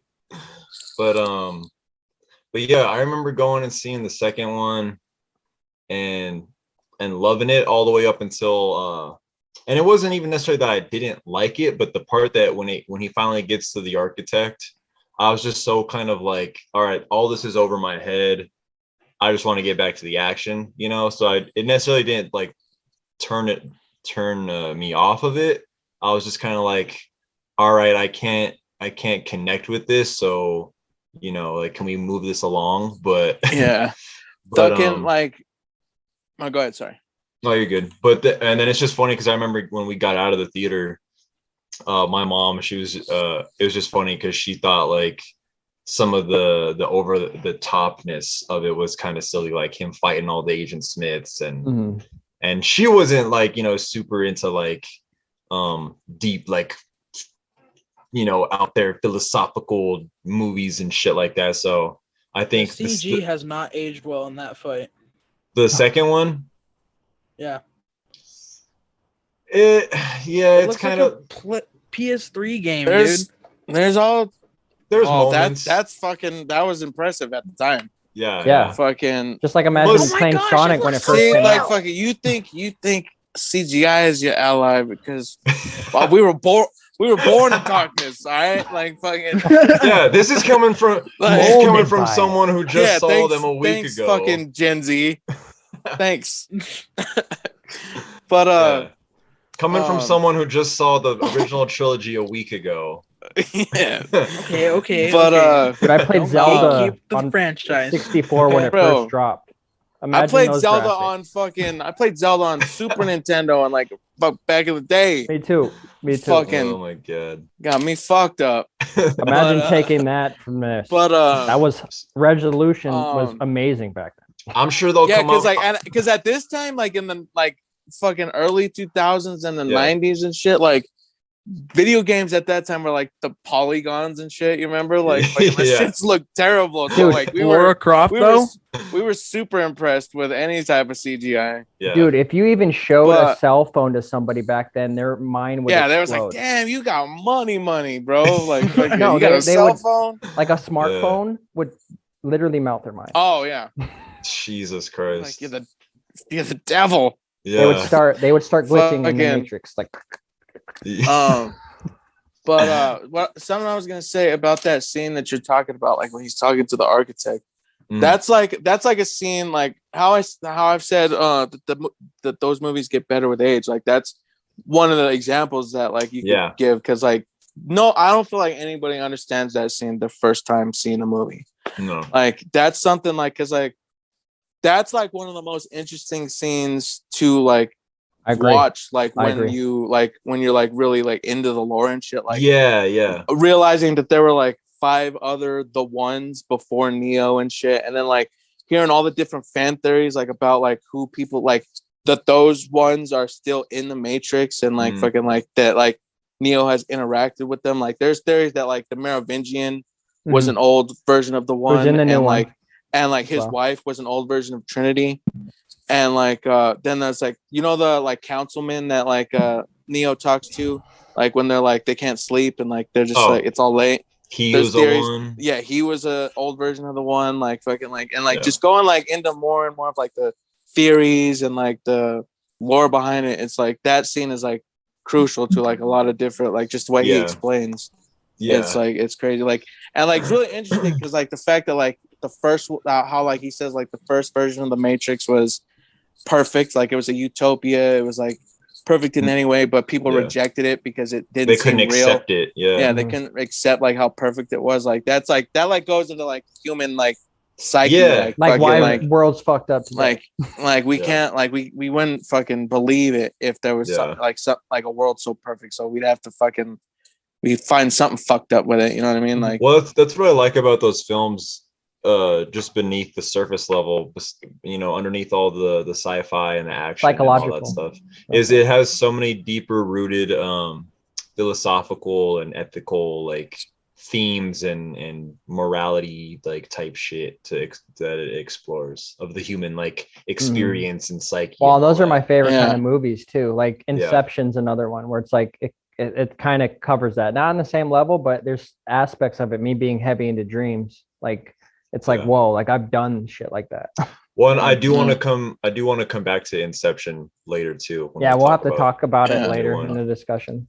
But do you guys have anything with the third one that you want to touch on, or no? I thought it was really cool how Agent Smith became like he like takes over. Honestly, well, and he comes out of the Matrix too. Like he even breaks out of it through the phone and like becomes a person. Like that shit blew my mind. I was like, what? Yeah, that was honestly, a good. Bro, like the because that's what he wants. He wants out of this fucking thing. Yeah, the smells like, and the people and the stench. Because I'm still. It's the smell. I'm still firm. Like even after seeing the fourth one, I'm still firmly in the camp of people who think that there's a Matrix within a Matrix, and I'll have to send you some videos. And that Neo is a program, to, like in the Matrix. Like he's not a real person. Like I'm still very much in that camp. And like the like being, but like I'm in that camp, but like still like like seeing like how in like the second one, like how like if like he still has free will because like he goes back and he saves Trinity instead of like completing what like he's like a rogue program, like fucking like Agent Smith, like an AI, because he doesn't fucking like do what he was intended to do and like take the door that leads to like him like rebuilding the world and shit. He takes the door back to Trinity and shit. Like the like and that shit is just like so because like honestly like what door would you have walked through? Well, so to sort of answer that question, you know what's crazy about just movies in general? Like I don't know for you guys, but like when I think about some of my favorite movies of all time, what really like keeps me invested in those movies is the characters, right? So like Brandon, I know you said a while back you haven't really been through like the Rocky franchise. And some of them as they go on, like, you know, from a critical standpoint, like whatever, people like have different things to say about each one or whatever. But for me as a fan of that franchise, at the core of it, why I like it so much is because of the characters that Sylvester Stallone wrote. You know, like the character of Rocky, Adrian, like that's why I'm so invested in those movies, is because the character arcs. Yeah. But so using that example, that I apply that to Matrix, because when I was a kid, I was so invested in the three main, Neo, Morpheus, and Trinity. Like, you care so much about those characters, the more time you spend with them. So, so when you ask, about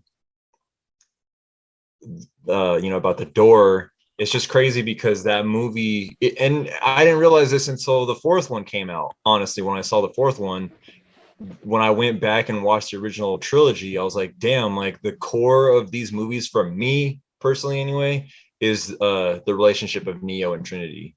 That that you root for, that you're like, oh yes. But so just in that, just from that perspective, I feel like I would pick the Trinity door. But well, and I take the standpoint, like going on what you were saying, like I could talk so heavily about this movie and how you can implement it into your life. Like you like the new one, like or they're trying to, no, just all of them. Like you are near, like trying to make you the Neo in the story. Oh, okay. Like you have to unlock your reality. You have to get away from that 9 to 5 job that doesn't do shit. Like there's real implications that if you take, like that's what that movie's trying to push, which is so dope. Which is like, for example, when he chooses love, is really what he's choosing. He's choosing love over fear, because that's really what he's penning against. A lot of us choose the path of fear. We go to a job not out of love, because of fear of not having money or being on the street or whatever. The same goes for, love. Like picking, the only thing that can conquer fear is love, but you need to be able to conjure this shit up inside of you. And that's why I like that movie, because it can transcend actual people's lives just by watching it. Like it can connect neural pathways in the brain to be like, yo, I'm the Neo. And that's how I kind of picture it, where it's like you're the Neo in the story. Well, and like just Morpheus showing you the door, like it's all this shit. So it's like you got to walk through it, and all these metaphors and analogy. It's just, I could talk about this all day. Well, and just just to add like a little more to mine real quick, but what I liked about that whole scene, that where the architect is giving Neo that ultimatum, like even if you, like Mike, you were just saying that in real life, if you put someone in that kind of position where you like force them to make, okay, hey, you got to choose between this or this, like most people, it's sort of like we don't like that, like we don't like being put in a position where you're like, really, you're gonna make me choose this over this, an ultimatum. Like people don't like being put in that position, and more times than not, you're gonna be like, well, fuck you, then I'm gonna pick what I care about more, like.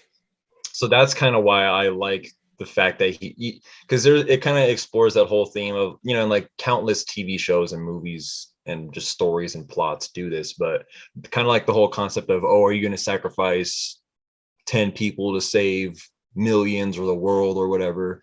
It's essentially, that's what the architect is saying. Like, you're gonna let Trinity die, but you get to save and rebuild Zion, and he's like, you know what, like, yeah, I care about Zion and the world and all my friends and everybody, but fuck you, because Trinity is my connection to that anyway. She's my connection to what's real, like as far as like emotion and stuff goes. Like, so that's why I like that he's like, you know what, fuck you, fuck all this, I'm making my own damn. And that's why I never realized about the movies until I went back and rewatched them, when the Oracle is constantly telling him, I can tell you your future or fate or whatever, but you're gonna make the decision that you want to make anyway. And that's basically what, and what's really gonna mess you up is, would you have broken it if I hadn't told you? Like, that's such a key moment in the movies. Like, if you think about it, like that line, like what's really gonna mess you up is, would you have still broken it if I hadn't said it? There's so many things you can implement into real life, like, because like that line, like she sets up like like that, like that, like those moments set up the fact, like, hey, like even if I told you, like fucking, like it's not gonna like, will it change anything? Like, it probably, like, we don't know. Like you can there's so much fun you could have with that. Like fucking, like, would you have done it just because I said it, or would you have done it because that was always what you were gonna do? Well, and I like, they kind of go back to that when Smith finally goes to absorb her or whatever, where he throws the plate of cookies at the wall. He's like, did you put that there maybe purposely, knowing I was going to do that? You baked those cookies and put them on that plate and put them on this table, knowing that I was going to fucking break them. Or did you know? When she kind of references that he's not the one. And then he goes back and he's like, she told me I'm not the one. He's like, no, she told you what you needed to hear. It like unfolds all the things. And at that time, great masterpiece. And at that time, technically he had to become, at that moment when he was in her room talking to her, he wasn't the one, but he had to go through. Said that. I was like, what? Like, I feel like he was always the one, but like if he had walked in there and she was like fucking like, oh yeah, you're the one, bro. Like, now go be the one. He wouldn't have been able to do it because like it goes back to like that would have been like a perfect moment. Like he wouldn't have believed it. Like fucking like like she had to tell him like, sorry, bro. Like, because like other than like think about it, like at that point he didn't know how to use all of his powers and shit like that, right? So fucking like imagine she tells him that he's the one and like he just like goes and like now he thinks he's Billy Badass. When that moment when they're trapped by the agents like in the wall and like like Morpheus busts out, he thinks like, oh, I'm the fucking one. I'm gonna bust out too and fucking take these niggas down. But not fucking Smith's like, nah, fuck you, bro. Like, you ain't the one yet. And that's chitty bang bang. Well, and that's what one of my favorite qualities about Keanu Reeves' character in those movies is his humility. Like he's such a humble, he never lets like, oh, I'm the one, make him like, he doesn't get like this kind of ego maniac, of like, oh, I'm fucking God, bow to me, like when he's talking to Mouse and he's like, fucking, he's like, I told you, kid, like I didn't save you saved yourself. And like you can just see like the almost the weight of him being like, fuck, like when they get off the elevator and there's all those people there to like not worship him, but when they're like, yo, can you watch over my kid on this ship? And and he's just like, oi. It's like Jesus or something. It's like meeting Jesus. And he's like, I'll try. Like, It's like when Bruce Almighty, when he's like, okay, you know what? Yes to all. Yes to all. The fucking world's just fucking burning. But that's what's so good about that movie is it plays on like human psychology, like things you can implement, like where you it's the choice is yours. Like for example, someone in real life, like for example, you could say I'm gonna be the greatest, like with Ali.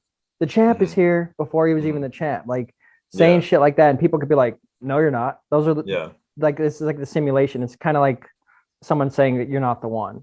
It's almost like you have to psych yourself up and be like, no, I am. You have to get to that moment where you're like, like you have to decide, like I don't care what the fuck you tell me, like I am the fucking one. I don't care what anyone else. Even the Oracle. If the Oracle tells you something, you're still making the decision. Boom, I'm the one. Well, it's kind of like what you were saying. You could apply that in the sense of like to everything.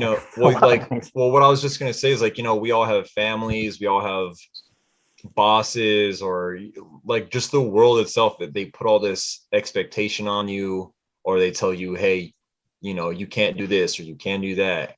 But at the end of the day, it's like when you as cheesy or whatever it sounds like, as long as you believe in like, no, I know what I'm capable of, I know I'm gonna do what the fuck I do, you can achieve your own level of greatness. Fucking like no that's matter like what the world says. And that always happens. Look at everyone. That's how it starts. There's people who doubt it, and then they all become believers, like eventually through fucking running through those hoops.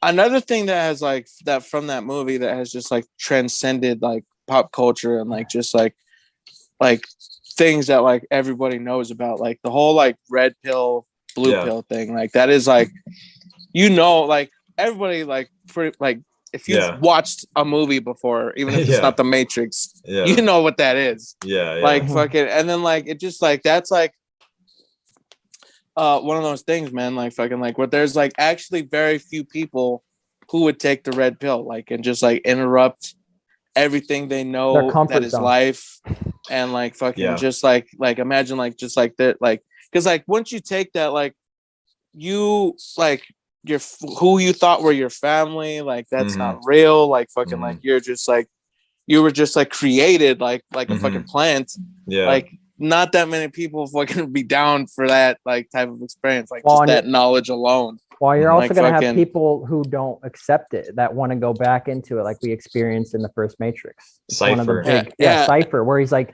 there's Yeah. going to be people you wake up, like, and you can implement that to real That life. aren't Or ready. once your eyes are woken, like to like the manipulation, people keeping Yeah. you from your power in real life, because this is real shit. But Yeah. it's like there's going to be people who are like, I would rather just go to watching my TV, watching my news, not Yeah. caring about 'Cause the it's bigger safe. picture. Yeah. Yeah. Well, and that's what I It's think. just like it's normal, like it's what you're used to. Mhm. Yeah, Well, it's like yeah. low risk, mid reward. Exactly. He's like, I can't deal with all this crazy shit. Like, I Well, just want to that- go back to enjoying a steak, knowing it's Well, a steak. Well, and that's what I was gonna say is like, it's just so crazy this world that we sort of live in, where so many people want to be almost like there's such an abundance of information, like we have such an access Now, to so much information that almost everyone you talk to thinks that they are qualified or educated to sort of have an opinion on world sort of matters, like, oh, this is going on in this country, or people are starving over here, and we need to do this and we need to do that. And people like talk a big game, when it comes to but like you're like, go over there and do it then. yeah, like people like They're want to like, be "Ooh, there's I this don't know there's about this that." Like, whole oh yeah, like there's this whole movement of like being woke, yeah. and it's like Like, what does that mean? Like, it's like, what do you do in the bigger scale of life that you think like really serves this earth or like makes the world Everyone. a better place? yeah, everyone. Besides Serves everyone. besides being like, oh, I read an article about I shared that shit on yeah, Facebook. I shared the article on Fucking Facebook. Job done. I didn't Job read done. it, but I saw the title and I'm it seemed righteous. enlightened. Yeah. So I Job hit done. share. I'm better than you. I'm better than Yeah. you because I posted that shit. I put pennies in the cup. Okay. Yeah.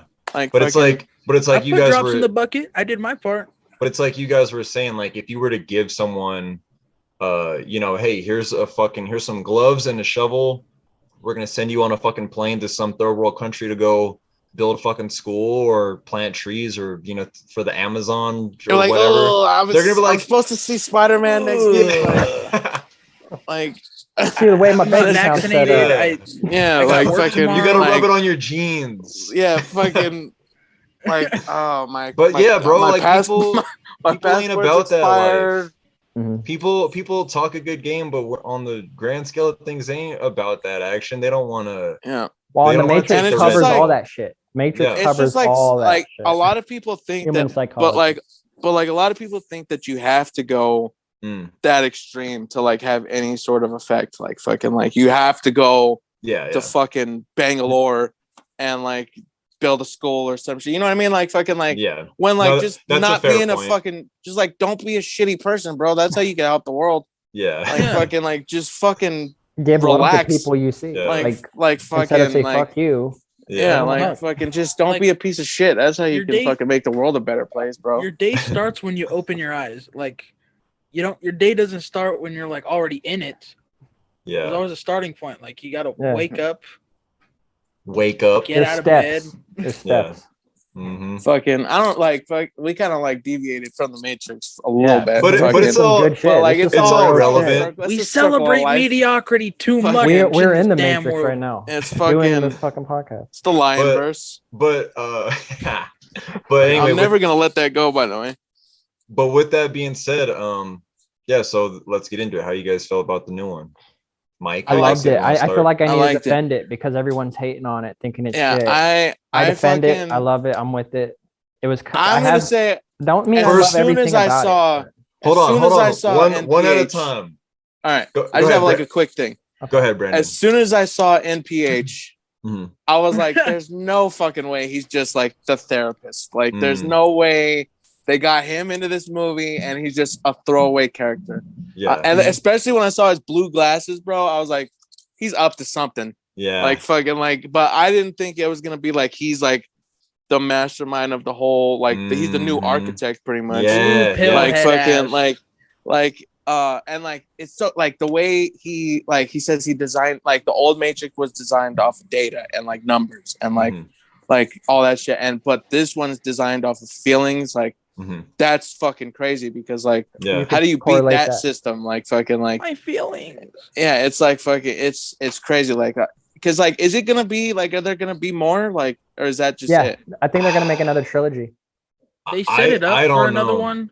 I think they're gonna make another trilogy. I don't think this one is gonna be as successful as. I don't know, and I'll get to it eventually. Why I don't think so, but Mike, go ahead. What were your first initial? And I liked it. Like, I didn't like every aspect of it, but again, it's like the human psychology part, like the feelings. Like if a computer was actually making a system to trap humans, it would be feelings. It was like it would adapt, and like we could still see implications, which I love all that thing. And I also love how they make fun of themselves. Like it's a meta. With the bullet time. Like, I thought that was kind of ridiculous. And like just the whole video game trilogy thing. Yeah, bullet time. Yeah. Like that shit. I was like, it's kind of cheesy, but I'm with it because it's like making fun of itself intentionally. Yeah. Like fourth wall breaking. Yeah. Like the Matrix does. Well, and you know what's crazy? Like we just said earlier, and I didn't realize this until I started watching interviews with and I don't know if y'all know this. And you know, I want to be, you know, PC and all that, but and considerate and stuff. But did you guys know that the original directors, the Wachowskis of the original trilogy, are now the Wachowski sisters? Because I remember back when like, because I think like one of them like came out as trans like while the first like trilogy was still like going on. I'm pretty sure because I remember like brother one, and then like the other one came out as trans like later on, like like in life and shit. And like, because like I remember I heard that like I was looking up like who directed the fourth one and shit, and then like it was Lana Wachowski.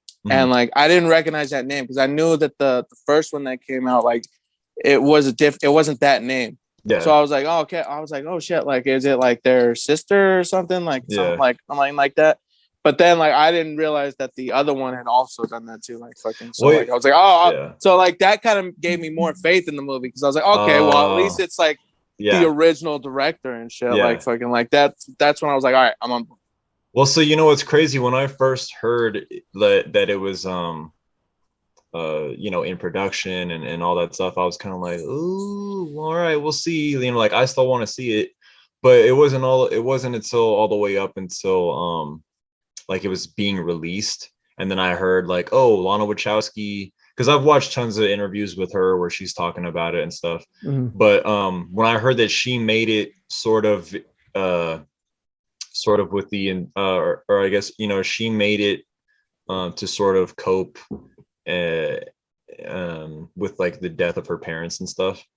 I was like, you know, because I'm reading like an article or something. It was like, oh, Lana Wachowski says, you know, it helped her grieve and did it. I was like, I knew nothing about their personal, you know, transformation and stuff. So this whole time I'm thinking, oh, like, is she like the daughter of one of the brothers or something like that? Yeah. You know, like I was like, oh, that's kind of cool that she's like carrying on the legacy. Well, that's interesting because I knew about the transformation like when it happened. I was surprised. I was like, never knew. I was like, what? I was like, that. I think happened? While we're trying to be PC and all that, I think it's transition, not transformation. No, I know, but I said that empowered. My bad. Because like I was sitting there trying to think about it first thing. I was like, is it transformation? I was like, I don't think that's right. Like, no, like it's not PC. It's not PC of me. Yeah, they're not robots in disguise, man. No, like, I said transformation intentionally just because I mean I don't just mean like they're physical. Autobots are Decepticons. Like, they're everything. Shut the hell up. Yeah. But what I'm saying is like but what I mean is like, you know, from like just their history, their life sort of story. Yeah. But yeah, I never knew that until like literally a couple months ago. I was like, what? I remember hearing about it because in the video game The Path of Neo, at the very end, like after you beat the last last boss, like Smith, they put in like an alternate ending to the video game. But before you get to play that alternate ending, it's like they pop up as like 8. Hello? He's chunking. One of them was a dude. I'm chunking? Yeah, Oh, you're were. good now. You're Oh, good Good now. now. What did you hear? What's the last thing you heard? 8-bit. I think you're good. 8-bit. They pop Just- up. Okay, Yeah, they pop up as like 8-bit characters, and like one of them's a dude and one of them's a girl. And I was like, huh? I was like, I thought it was two brothers that made these movies and shit. And then I like Googled and like fucking like researched, and I was like, oh, okay. Yeah. One, it's crazy too, because we talked about this on the last podcast, but when Reloaded came out, I was such a, and I would probably rate them a little differently, like the more I think about it and talk about it. Because when I was a kid, I watched the first one so much just because I owned it and it was on VHS. That was in the period of like, okay, VHS was sort of being phased out, DVD was sort of becoming the new thing. But once I got Reloaded on DVD, I would put it this way. The first one was probably my favorite. I probably seen the first one the most. Reloaded was probably my favorite, and then the third one I probably saw the least and wasn't as big of a fan of at the time, but I still stick with my original rating of first one's probably the best and my favorite, and then I put the sequels on the same thing. But anyway, what I was getting to with that was when Reloaded came out and it released the game Enter the Matrix parallel to the story. Yeah, with Niobe and Ghost. Mm-hmm. And last time when we were talking about Max Payne, I never played those games, but I had a cousin that played them, and like I'd be at his house sometimes and he'd be playing them. I'm like, oh, that's kind of cool. And then it wasn't until I got Enter the Matrix for like Christmas or my birthday or something, and I just remember that the mechanics of that game were just so mind blowing to me with the fighting and the bullet time. I was like, and like, yeah, oh, it was just so sick. Yeah. Besides I wasn't really a big fan of like, I think Niobe was the driver. Yeah, it depended on which one you were. Yeah. I was like, some of those levels, I was kind of like, eh. I remember I hated because like there's this mission where like at the end of it you gotta like escape, and like depending on what character you are, you shoot or you drive. If you're you shoot or you drive. And I remember fucking like I picked Ghost, but fucking the computer Niobe could never get away from the fucking agents. So I was like, fucking, all right, I guess I gotta go back and play it as her so I can drive the fuck out of here. Yeah. Like, I was like, holy shit, man! Like, come on. The driving I felt was so much harder too, because there's that level where you're flying her ship in the real world, and it's just like, all the sentinels are trying to kill you, and it's just like, oh, I hate this level. Yeah, I remember. Yeah, it was fucking. But without a doubt, Path of Neo is the superior game. Oh, that's what I was getting to. Awesome. My bad. Like, so fast forward years later when Path of Neo came out, because when Enter the Matrix came out, I was like, this is cool, but I want to be Neo. You know? Yeah. But then it wasn't until years later when Path of Neo finally came out. At that time, I wasn't even really a gamer at that much, to be honest, at that point. So when it came out, I was like, that game. I was like, for real. I was like, that's game. I was like, that's cool, but I was able to kind of appreciate it from afar, like a proud parent. I was like, oh, they finally made a Neo game. I was like, fuck yeah, that's Did sick. you ever play it? Nah, dude. What? And then you know what's funny? Like, that was such a good game. Well, you know what's funny is like kind of going off of what Devin said earlier about the graphics with the movie and stuff. And like we've been so spoiled now by video games nowadays. I went and looked up gameplay footage of Path of Neo, and I was like, I'm gonna just let it be. You know, dude, like it's perfect in my mind. I'd still play that game today. Like, I can't do it. I can't go back in technology to play that. No, dude. Fuck, I do that shit all the fucking time, bro. Like play old school video games like that. Yeah. Shit, fucking. Dude, I would love to play Enter. Like, I need to get a PS2 so I can fucking play those games again. I just want to.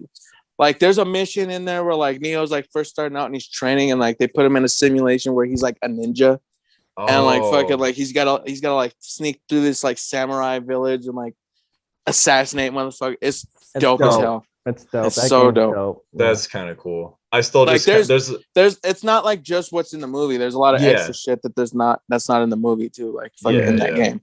No, like a lot of the videos the more I've done deep dives on the whole world and the lore, like that game is canon and they talk about it a lot in a lot of the shit I've watched. But there's just a part of me where I'm like, I want to let it be preserved in my mind that I'm sure it's a phenomenal game. I don't know if I'll actually, get around to playing it, but I'm just like, yeah, it's awesome and it's there out in the world. I don't know, man. Like, I feel like even if it doesn't look all that good, if you're a really big fan of the Matrix, I feel like you'll have a great time with it. That's I feel like even like if you're not just like you said, like even if you're not like a gamer, I still feel like if you're a fan of the Matrix, you'll like playing that game. Yeah. For sure. Well, and this is like a segue into something else I wanted to talk about, like about the fourth one. When they're in the game room and they're discussing like what makes a good game, like, and it's breaking the fourth wall to like what entices us as human beings now, like in real life, to like pursue things, or like the MCU, like it's playing on all this shit. And that part was dope. I just wanted to throw that in there real quick because it's kind of related. That shit. So that's what I was originally going. One more thing, just real quick. Yeah, go ahead. That a thing that I forgot to mention about that alternate ending of Path of Neo, when the Wachowskis pop up and they're talking about it, like they're explaining what this alternate ending is, and they said that this alternate ending is like a way that they considered ending Matrix Revolutions. But they ultimately decided against it. That's why they made it an alternate ending in the game, to be able to, so they could still be able to like realize it and like see it, like fucking like. Okay. So like even if you don't like ever plan on playing it, I would go and like look up the video. Watch the cut gameplay scenes of the alternate ending, because it's different from when like how in the end of Revolutions, like Neo and Smith are fighting, and like fucking like Smith, like after he gets beat, like he gets up and he's like, "Oh, it's my world," like it's like that doesn't happen. Like something else happens. Like I won't ruin it for you, but you should go check that out. I've seen it too. That's crazy. So. Like that's like that's not canon, but it's worth a watch. Yeah. Okay. It's just, I mean, shit. I'm all for more Matrix content, honestly. Yeah. But my bad. To get back to where I was originally going with Lana Wachowski directing, kind of like how we mentioned earlier with when the first one came out, it changed cinema forever. Then like almost every action movie after that, they're like, we have to have they kung knocked fu off of it like that. Like they're like, well, fuck, we can't go back to, because if you think about it, action movies before the Matrix, the heavy hitters were the Stallones, the Schwarzeneggers, like just the big buff, lots of machine guns, Dolph Lundgren. Yeah, you know what I'm saying? Have you like heard? they weren't used Lethal to Weapon. See Lethal Weapon, which is crazy because I'll send you guys a video, but Joel Silver was the producer on all the Lethal Weapon movies, and he was actually the producer on all the Matrix trilogy. And there's an interview with him and the cast, and he sort of admits to like, this movie has sort of changed Hollywood in a sense of like nobody wants to just go see kind of mindless action movies. They're kind of dumb, more or less. And he's like, and I'm sort of guilty of contributing to a lot of those movies, but it's just crazy because like after that came out, people didn't want just the same kind of movie. Yeah, they were like, I want the kung fu, but also we want like intellect story on top of it. Thought-provoking things to like think about while we're watching people beat the shit out of each other. Sometimes you also just want to, kick back and not think about much. That's where those popcorn films come in.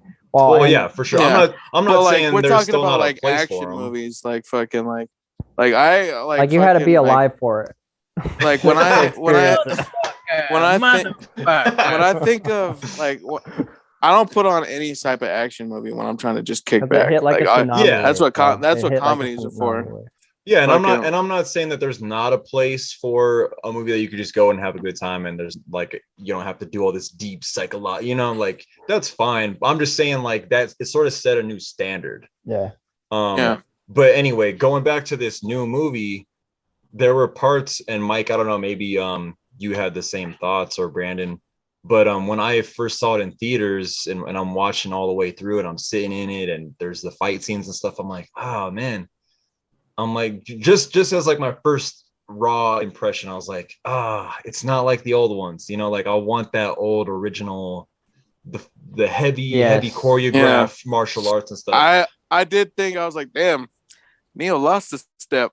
Like, well, fucking, like, yeah, like, but you know, it's like, yeah, just one. But you know what's crazy is after, and it wasn't until in retrospect when I started doing, you know, watching a lot of interviews and reading into it and stuff like that, kind of like what we were just saying, Lana Wachowski, what she had to say about it was she didn't want, everyone else in Hollywood has already copied me and bit off my style.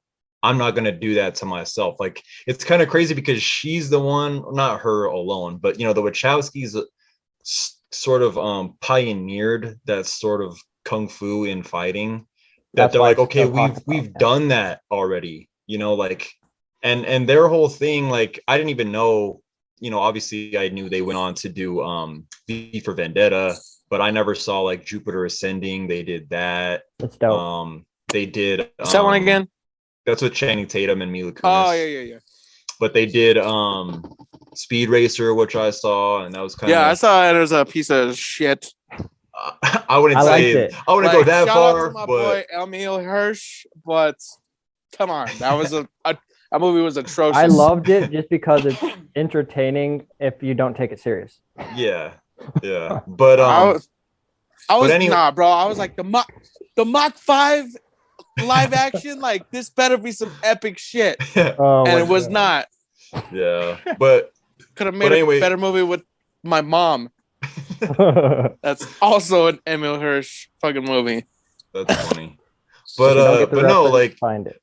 But no, it just put it in perspective for me of like, okay, and that's just like with anything artistic, you know, like if you listen to a musician or an artist or a band, and like people like, oh, I want the old Jay-Z, I want, you know, old Slim Shady. It's like when you get good at doing something and like no one else can do it like you're like, okay, tired of that. That doesn't excite I'm like, you. I want to do something different. Yeah, it doesn't excite you to do the same thing or what people want. Like, I can't fucking shock the world twice with the same style, bro. She's like, I'm not gonna outdo what I've already done, so I might as well just do something fresh and what I want to do and not give a fuck about fan expectations. And that's what it is. It's like, I don't care what you think. Like, I'm gonna do what I want. And some people have a problem and I with respect that. it. Yeah, I respect it too.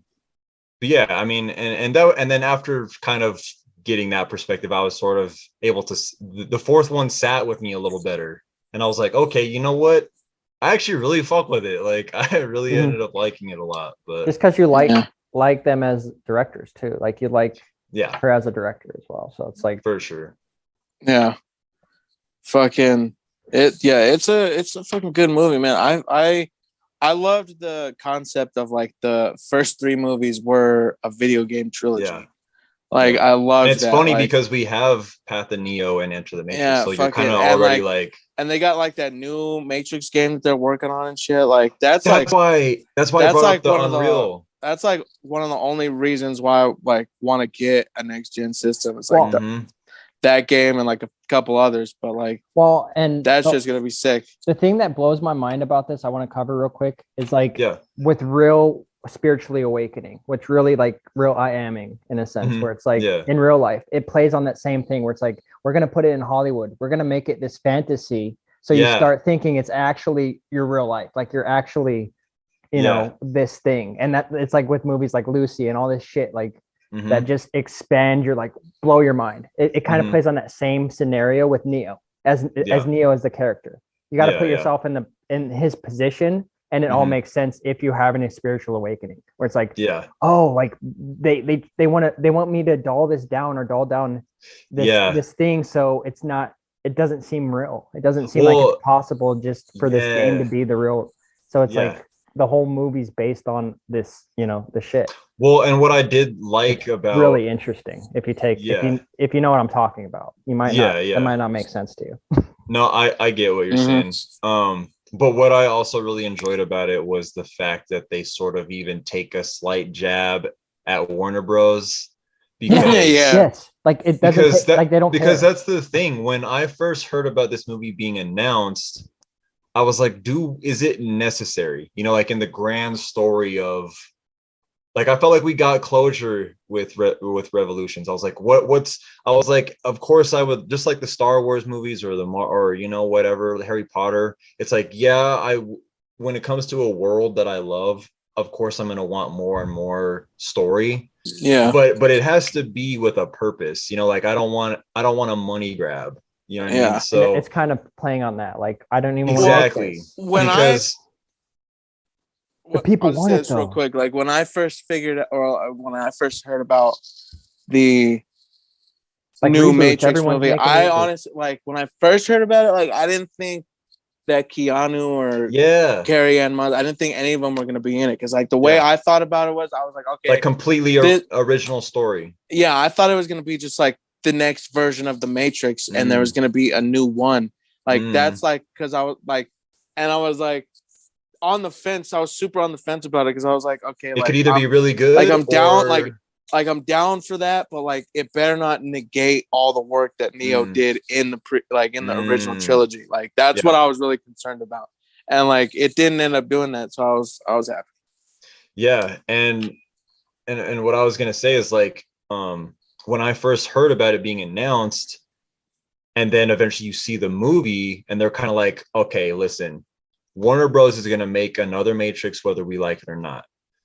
So it's like you might as well be part of something that you had a hand in creating originally, rather than letting it be at the expense of some other director, some other producer, and fucking it all up. Well, and she kind of shows that. Like she's like, it kind of shows like, don't blame me. Like this is what people are wanting. This is what you ultimately wanted. So hate on what you wanted. Well, and I think she was able to. I think she was able to sort of put the medicine in the candy, where she's like, okay, Warner Bros., like I'm gonna fuck you without you even knowing about it. You know, like I'm gonna hijack my own franchise that you're trying to fucking money grab, and then I'm gonna like give you the finger, like he says in the interrogation scene in the original one.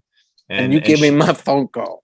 Yeah, and she's like, I'm gonna put phone call. She's like, I'm gonna put my own, you know, subliminal sort of awakening shit in there without Warner. And then Warner Bros. Probably saw that scene. They're like, oh, haha, yeah, might as well throw our name in there. Like it's a funny meta moment. And she's like, yeah, you fucking retards. Like, and that's why I love it. Like shit like that. Yeah, she's conscious of oh, everyone wants to reboot. Like she's playing on all this shit that is a part of our society, is a part of the way we live. There's that montage where the entire like staff, they're all talking about the original trilogy and how do we make another one? Bullet time, and it's just such a smart movie, because it's able to narrate its own self, but also pop culture and society and now where and this is why I think people might hate it and not like it, is because it's too over their head. Unlike the first ones that take themselves serious at some level, like real serious, I feel like this one doesn't take that same serious tone, where it's kind of making fun of itself, but intentionally, and breaking the fourth wall and saying like, this is what you want secretly, like breaking into the human psyche again, psychological, how people think and how our society runs. So like, I love that, where it's like, boom, it's like, it's just all there, where it's like, we're making fun of ourselves, but you're still loving it or you're hating it. And it doesn't matter, because you're a puppet. Like you're in the Matrix. And just like one more kind of thing I wanted. Well, and just like a couple more things I wanted to add real quick is like, when I originally saw it, and like the humor that they throw into it, it was a little I just didn't really know how I felt about it. I didn't necessarily like it, because I did laugh, you know, like it did get me to chuckle, but I was like, is that what a Matrix movie is? You know what I mean? Because like when I look back at the original trilogy, I'm like, there weren't a whole lot of laugh out loud moments. Like it had subtle humor, but in this one, it's like, oh, this is the joke part, you know, and it's like. So at first I didn't really know how to feel about that, and then and then the more I was like trying to like rationalize, you know, like, do I like it? How do I feel about it?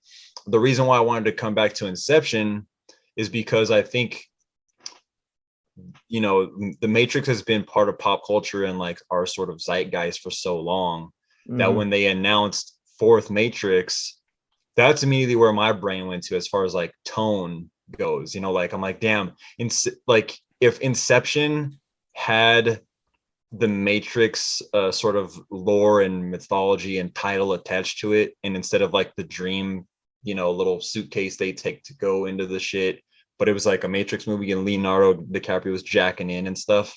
That almost feels like a more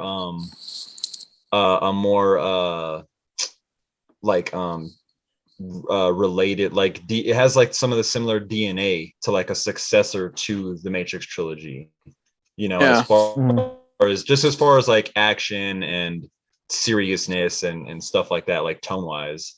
But I was like, damn, I was like Inception is almost more of a, I don't want to say a better, but I was like, that felt more of like a realistic, you know, sequel, or like what a sequel would be than this new one did.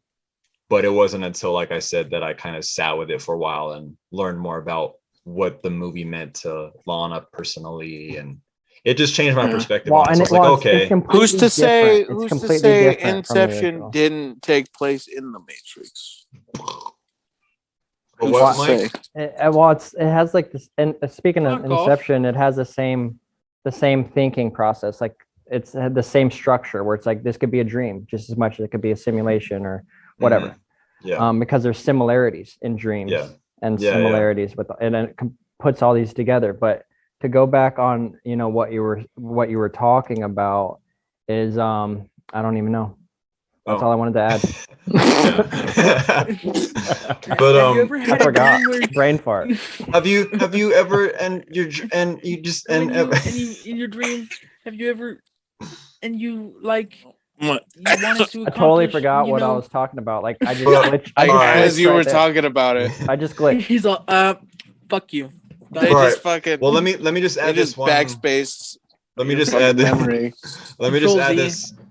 Let me just add this last little bit before we gear up to the end here. But because the thing, like when Brandon, you said earlier, like you're like, oh man, you know, because Keanu's getting older, and you know, like maybe that, or you know, like you kind of question like what affected the fight choreography and the way they went about it.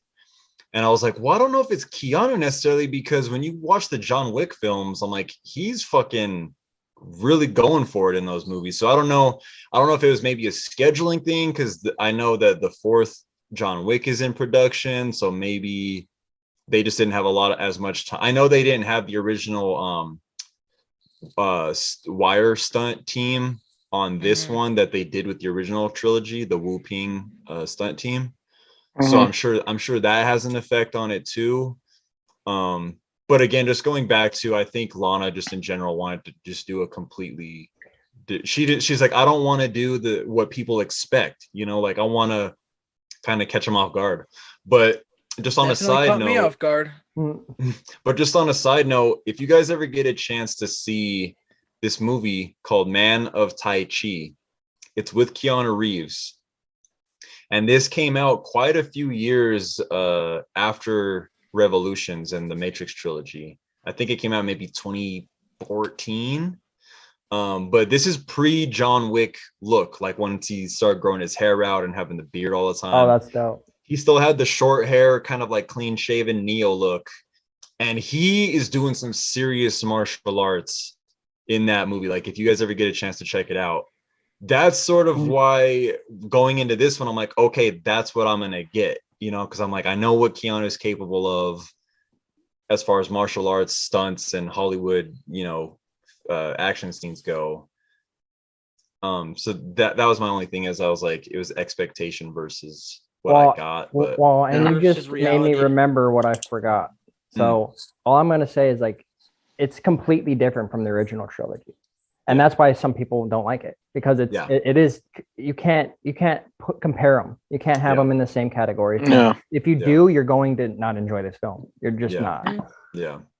Well, I that's almost why. go ahead, Devin.